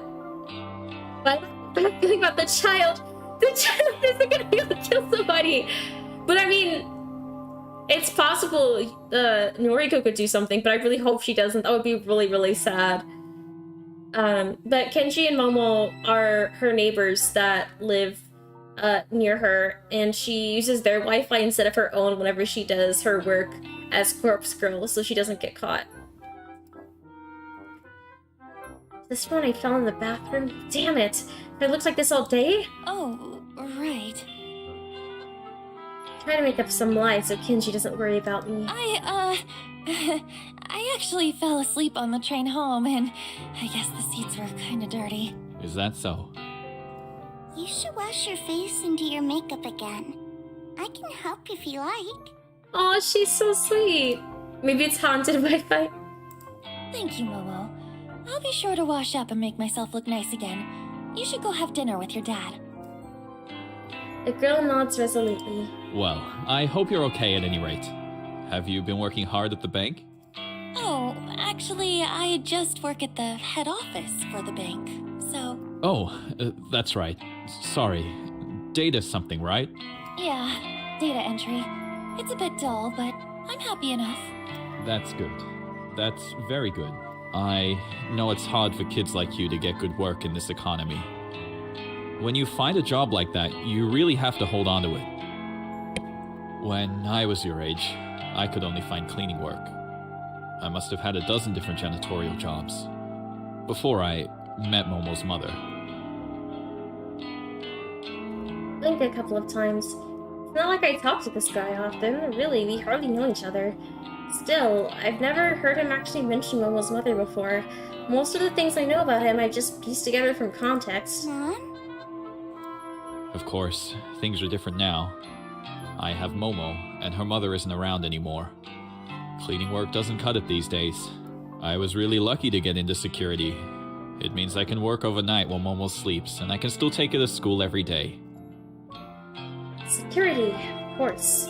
Now I remember, he did mention that when we first met that he does what he does for a living.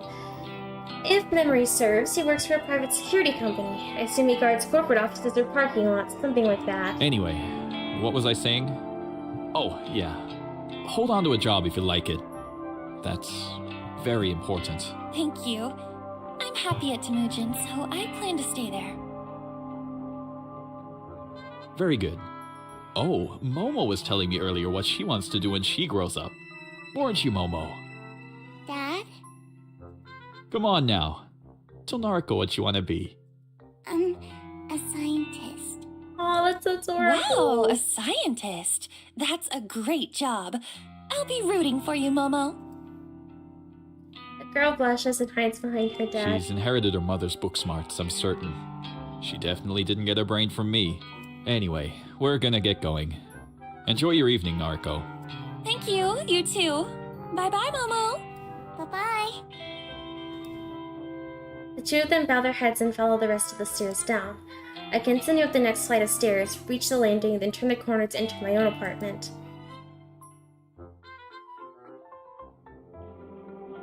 The place is dark because I always make sure to cut the lights before I leave. I can't afford to leave any electricity running. My rent chews through most of my salary as it is. I flick on the lights and feel relief as the living room illuminates. My faithful couch and TV emerge in the shadows and I immediately feel at home. After throwing my keys and bag onto the coffee table, I slump down on the couch. Now we see she's not such a bad person after all. I don't think she's a bad person per se, but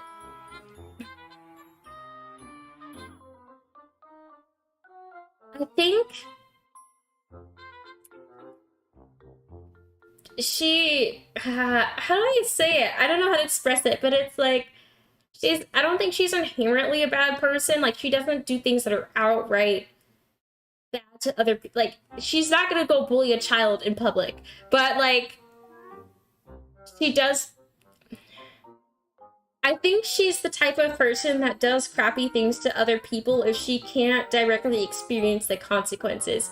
Like, she's operating under Corpse Girl, and she's able to fulfill the desires she has without actually having to get in trouble for any of it. And technically, she's not really doing much of anything illegal other than maybe harassment. So I think that's like the type of person she is, and maybe we'll see why later on. That's just my guess. Sorry for rambling. I should pull up my laptop and check my website for new requests, but my body's needs come first. I'm desperate for a hot shower. I'll need to cleanse my face, scrape the paint out from underneath my nails, and I'll definitely have to slip into a fresh set of I didn't need to know that, Noriko, but thanks. Whatever happened in that bathroom today took its toll on my body and my clothes. Well, the night is young. I can relax later. For now, it's time to start scrubbing.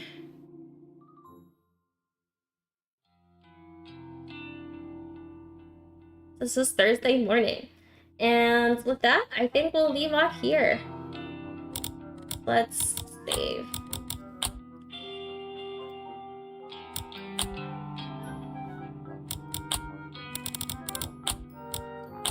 Alright. Oh, the title image changed. So at first it was just an empty morgue with all of the doors closed, and now there's one of the doors coming out with Moriko sitting on the corpse table. That's interesting. So it does have that sort of element, like Doki Literature Club, where like there's elements of the game that change as you continue through it. Oh wait, we can also see the images from the gallery. Okay, so here's, for those of you that were here at the beginning, this is Emmy. She used to work with Kurosawa, Noriko, which is right here, so she looks completely different. Kurosawa stole money and accused Emmy of doing it, so Emmy got fired, and she died after trying to use the Corpse Girl website to kill Kurosawa, and I guess now we have an idea of why that didn't work out so well for her. Here's her finding the picture of her corpse, and that's her. And then the rest picks up with Noriko's stuff. So we still have quite a bit more to unlock. I'm excited. But I'm definitely going to listen to the soundtrack later because it's so good. I love it so far. But yeah, unfortunately, our time for today is all up. But thank you guys so much for supporting me today. You guys have been absolutely amazing.